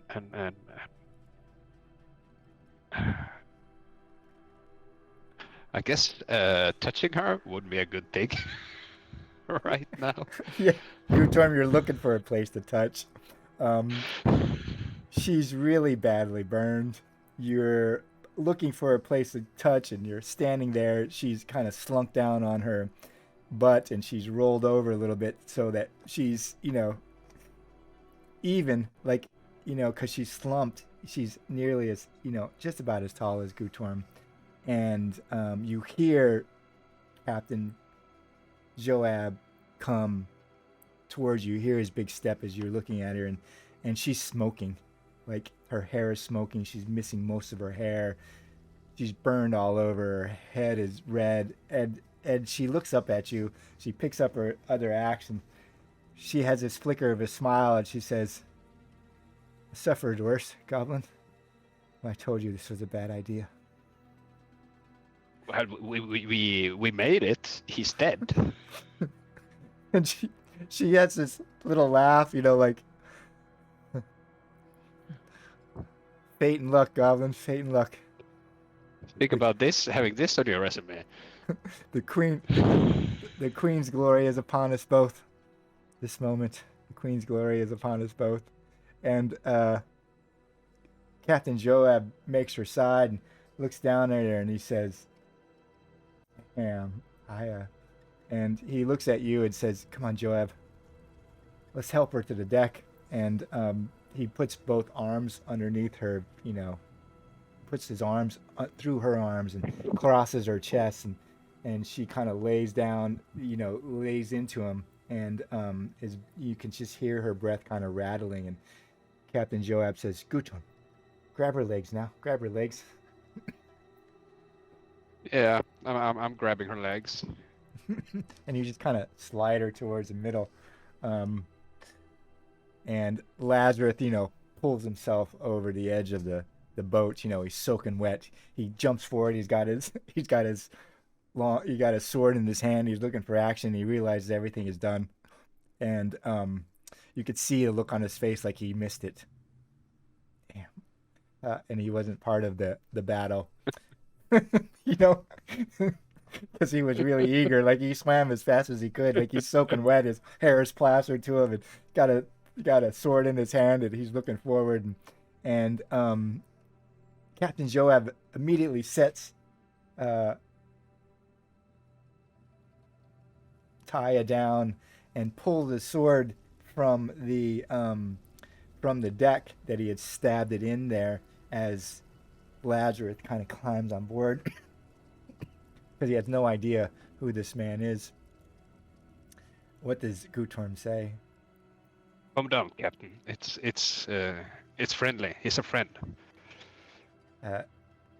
Captain Joab looks at you and nods and takes a big sigh, and he yells over at the boy Unio, down in the bottom, boy, in the hold. Get the salve. Bring up the whole case, and we'll end it there. Yeah. That was tense. You have any questions? No, not really. That was badly planned fight. Yeah, the funny part was none of that was in the script. I had no idea where you were gonna go. I put the boats there to see what would happen, and then the whole rest of it was just improv. Oh, nice. We didn't. I think it was fun. We did. Yeah, I had a lot of fun. I thought it was a lot of fun. I had no idea what you were gonna do with the priest. I'm trying to tell you that you could easily die, which you could have. Like he could have rolled terrible on this. Yeah, because I do imagine Gutom as a little bit humble at times, and he. I really tried my best to do this in a friendly way, but yeah, it's hard with Kondu on your side, and I came up with as soon as you decide you're gonna take the barge, I have to come up with a crew and why are they there, and then I decided to bring the Master of the Order on, and what is he like? And so I knew that a Master of the Prios Order is going to be like that. He's probably going to be an ass towards an ogre and a goblin, and then what does the crew do? And so it was a fun session. I had fun. Yeah, I have to say I really liked the crew. I was thinking about that during the session. I liked how they got their personality and started to feel a little bit connected to them, and I really liked the crew. Yeah, I try to do that. And that is also why I really didn't want to get them in trouble, and I tried to avoid this. But right, I try to make when he came up with the knife, then it's like, no, I'm not gonna accept this. Yeah, I try to make those choices very difficult. It would have been an easy choice if I made the crew not like you, or if the captain treated you like trash. Yeah. Then you're just gonna kill them. But I put you in this situation where the crew treats you like you're a real person, like they don't, and they have their own reasons for that. And how does that roll out? Like Taya tells you that the piece is bad news. I try to tell you the dread of what it is, and I have no idea what you guys are going to do, but I make that choice much more difficult. You're going to put them in so much danger. And yeah, once you made that ritual, I knew this was such a bad idea. But, and as a GM, I don't necessarily play rules as written. At certain things. Yeah, I do the same. Yeah. I like the throw. Right. You did that kind of out of the rules, I felt. Sure, if there was another player involved, I would have had the other player roll a strong test, and Yeah. I wanted to see if you would necessarily come up with that option. It's an option. There's not a lot of rules for that kind of action, but I decided to make a rules that if he fails his strong test, it just means that you don't get benefit on your quick test as you're rolling over. I don't, necessarily want Gutorm's life to him to die just because the captain throws him wrong. If it was another player, then I would have them roll a strong test and see what happens, and then that could be completely different. I don't know if there's necessarily rules as written for those kind of things. You just do it on the fly. But I feel sometimes I have done this in Forbidden Lands, like he has an action to do, but Right. can I use my fast action and slow action to stab this skeleton and lift him up? And it was such a cool move he described, and like, oh, he must do this. I'm gonna allow this, but I'm gonna make an extra roll for it, and if both are success, it's gonna work. I mean, Yeah, and I felt that, letting Gutorm take his movement and combat action was appropriate for lots of reasons. You're left, and so I want to see what Gutorm does in that last moment, even if he fails, because I know Kandu is probably going to kill the priest anyways, and so I give him that full range of opportunity to do something in those last moments. Number one, and rather than take away Gutorm's movement action, he doesn't really have a lot to do.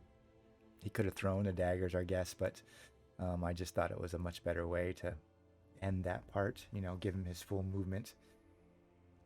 The captain uses his movement action and his combat action to throw him over, and then Gutorm gets a full round to do what he needs to.